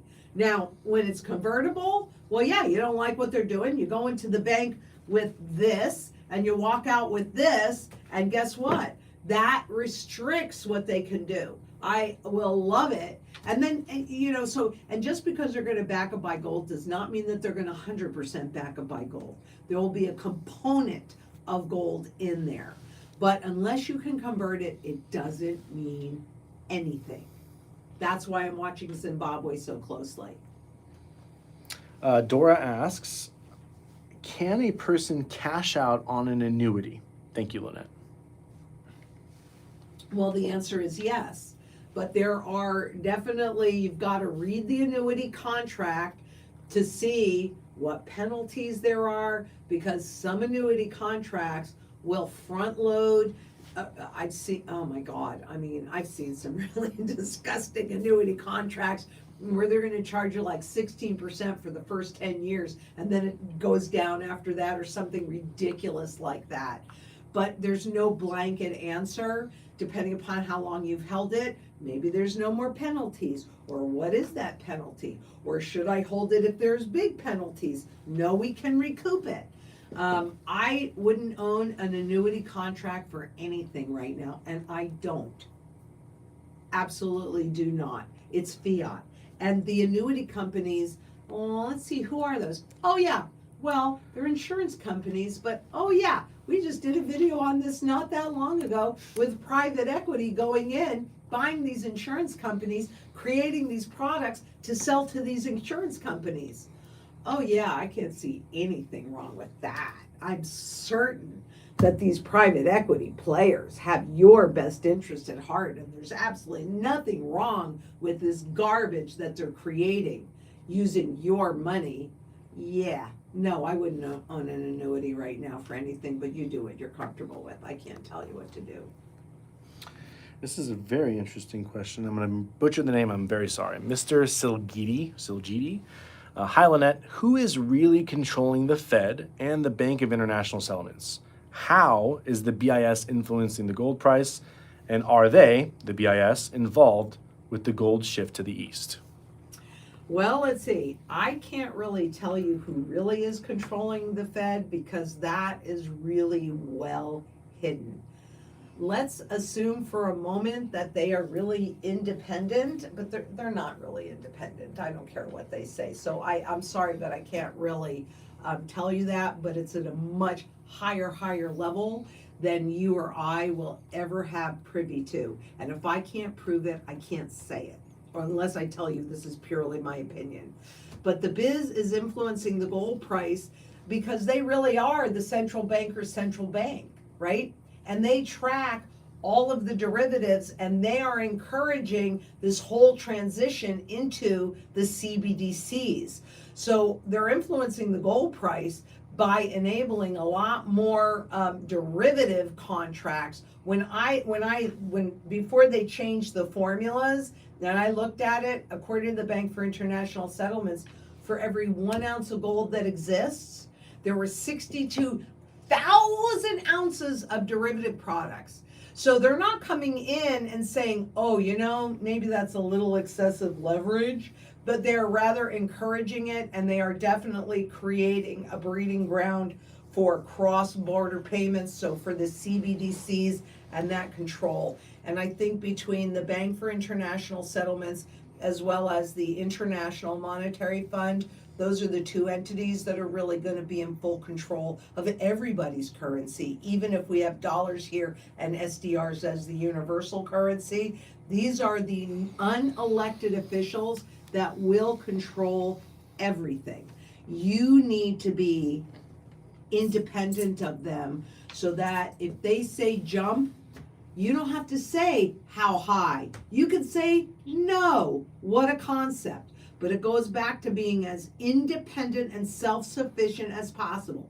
Food, water, energy security, barterability, wealth preservation, community, and shelter. Can you see that you got to get it done ASAP? We got 2 more questions. So you say. Christina, that's okay. This is important. So. Christina Smith asks, will Zang Enterprises take gold bullion coins for collectible gold? Yes, we will. If not, what would you suggest I do with my bullion? They call us. Give us a call. Give us a call. GLDZANG 833. Yep. I'm sorry if I'm getting this wrong. Dimitri Sarasati? Dimitri? No, No. There's a Y in there. Oh. Are precious metal testers worth the cost? We may need to prove our metals when bartering. That is a really good question, and we just recorded a whole bunch of different ways that you can tell what's gold and silver. I bought a whole bunch of different equipment, and so there's some things like the ping test. How soon do you think you can get that edited? It's a long one, but we can get it up this week if you want it this week.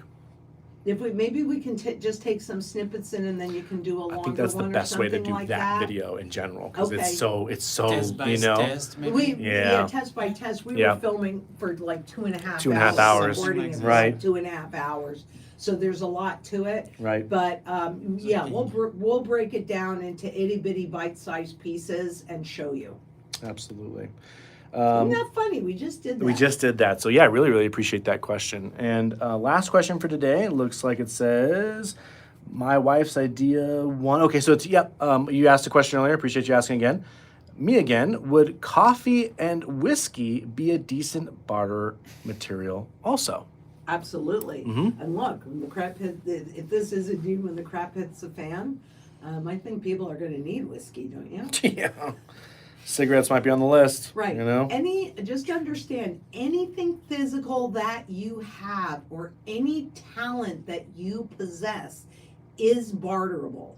The difference between, say, silver and whiskey is that, like, if you came to me with whiskey, I'm not really interested in whiskey. So I'd rather have silver. Silver is a lot more universal and a lot more accepted. But look at toilet paper. I mean, I had Jacqueline call me up. She says she wasn't freaking out. I'm telling you, she was freaking out in 2020 when she couldn't get toilet paper. And I said that if you go back to, 2015 or earlier than that, but that's when I started recording these things, and I'd say toilet paper, for some reason, toilet paper is a great tool of barter. But yes, coffee is, because people are addicted to coffee. Some people are addicted to cigarettes. Some people are addicted to alcohol. All of that it's just not as universal as silver. I have chickens that lay eggs. I have ducks that lay eggs. Those eggs are definitely barterable. Look at what I have behind me, because I'm going to do a better job at this. But it's kind of like the whole mantra is behind me. So, yes, anything physical, any talents that you have, they're all barterable. All right, we got one more. We got one more because Joe asked us about 7 times in the chat. So usually, you ignored him? No. He did it all at once. So Joe, we don't really love it that you spammed, but we're gonna answer your question anyways. Okay, we got you, man. Okay. Lynette. Yes. If there is 62,000 derivative contracts for each ounce of gold, that was back in 2009. It's probably higher, right? Much higher than that now. No problem, Joe. We got you, man. Don't worry about it. Yeah. So is it possible? Yep, this is it. Is it possible to calculate 1 ounce of current spot price times 62,000 to get an estimate of the true fundamental value of gold? Basically, how are you coming up with the fundamental value of gold? No. Okay, this is how you do it, and it's not rocket science. It's very simple. And also remember, it's not critical that you're getting to the penny. You just want to get into the near it, right? So I use the IFF's number on how much debt is there out there, because this is fiat money, this is sound money. They're both money, they're just the flip side of the coin. So if you want to know how much this is worth, you got to look at how much of this have they created. So you take all the debt that's been created. You can do it country to country, but I'm doing it globally because this is a global issue. And you divide it by, so there's an unlimited amount of this. This goes to one question that was asked earlier. Can the Federal Reserve buy, are there limits to how much debt they can buy? Nope, no limits. They can create as much of this as they want. But then you take all of the debt that's been created and you divide it by all of the gold that exists, because in anything that's real, tangible, sound money, there is a finite amount of it. Infinite, finite, right? So you just divide all of the debt by all of the gold, and you come up with somewhere north of $40,000 per ounce as far as the fundamental value goes. So that's how you get to the fundamental value of how much an ounce of gold is. But you can do and should, quite honestly, in my opinion anyway, understand what the fundamental value is for any asset or any instrument that you are choosing to position into, right? They confuse you by pushing the stock market up, and so you think that that's the trend. But the real trend is the purchasing power of the dollar that is consistently going down. And when they created this whole mess, John Maynard Keynes, the father of Keynesian economics, which is what this is based on, right? What did he say? He said, people marry the legal money of the state, and they cannot but help think that it in some point must regain some of its purchasing power value, but it never does. We just had that. Who was asking me about like the dinar and that was on last stream. Yeah, last stream. Yep. Right? And so they're buying demonetized currencies thinking that the government's going to remonetize them. They never are. The plan is through inflation to reduce your purchasing power until you have none. And in the meantime, then they've transferred all your wealth their way. We're holding that purchasing power. This holds that purchasing power and eliminates their ability to do that. We can't end the live without addressing Trinidad. I'm sorry I missed you. I apologize. Okay. Should you consider liquidating 401k-B to buy land, in parentheses it says law states only an emergency, or to buy land, and then he says, I'm not in a financial emergency, but I don't want to lose it outright.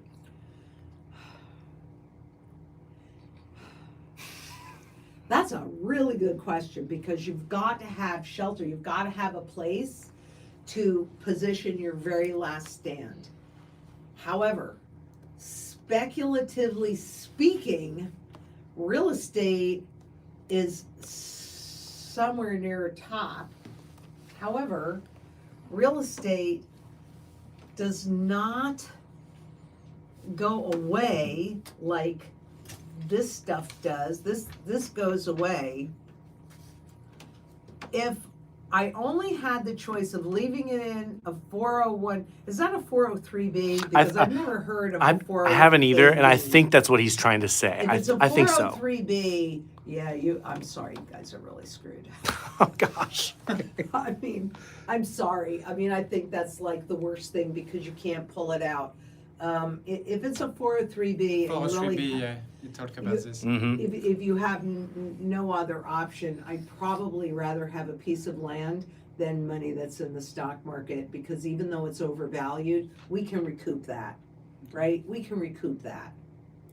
Absolutely. Okay, there's one more question I think is actually kind of interesting. But you gotta do what you're comfortable with. I mean, this one's really good. It's by DJG009, and he's essentially asking, what's stopping us from all of us going and maxing out our credit cards right now and going wild before they flip the switch? What's stopping you from doing that?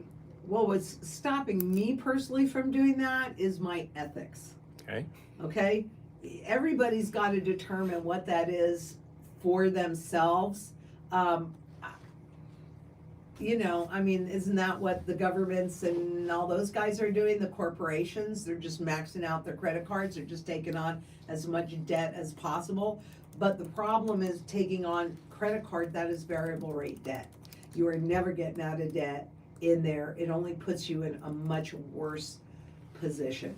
So you've got to do whatever you're comfortable with doing, but I wouldn't do it because I couldn't look at myself in the mirror the next day.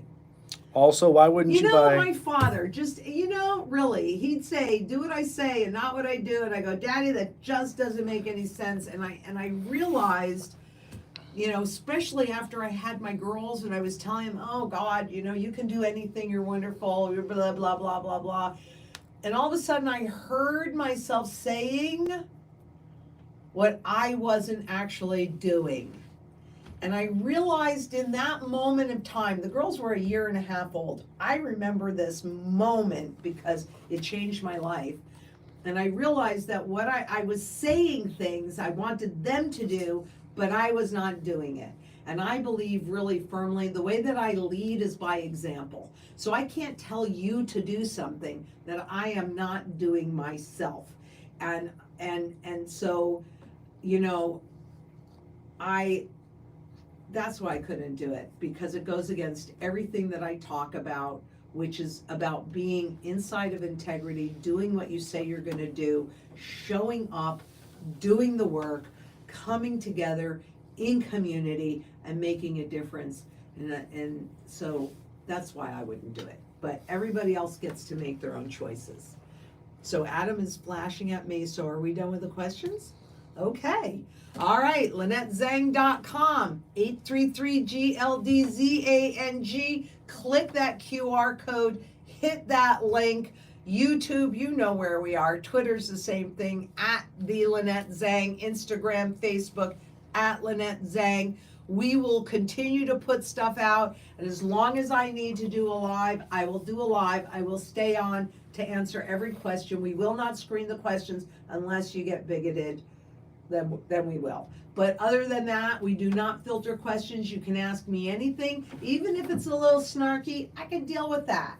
That's okay, because I'm here to be of service to you.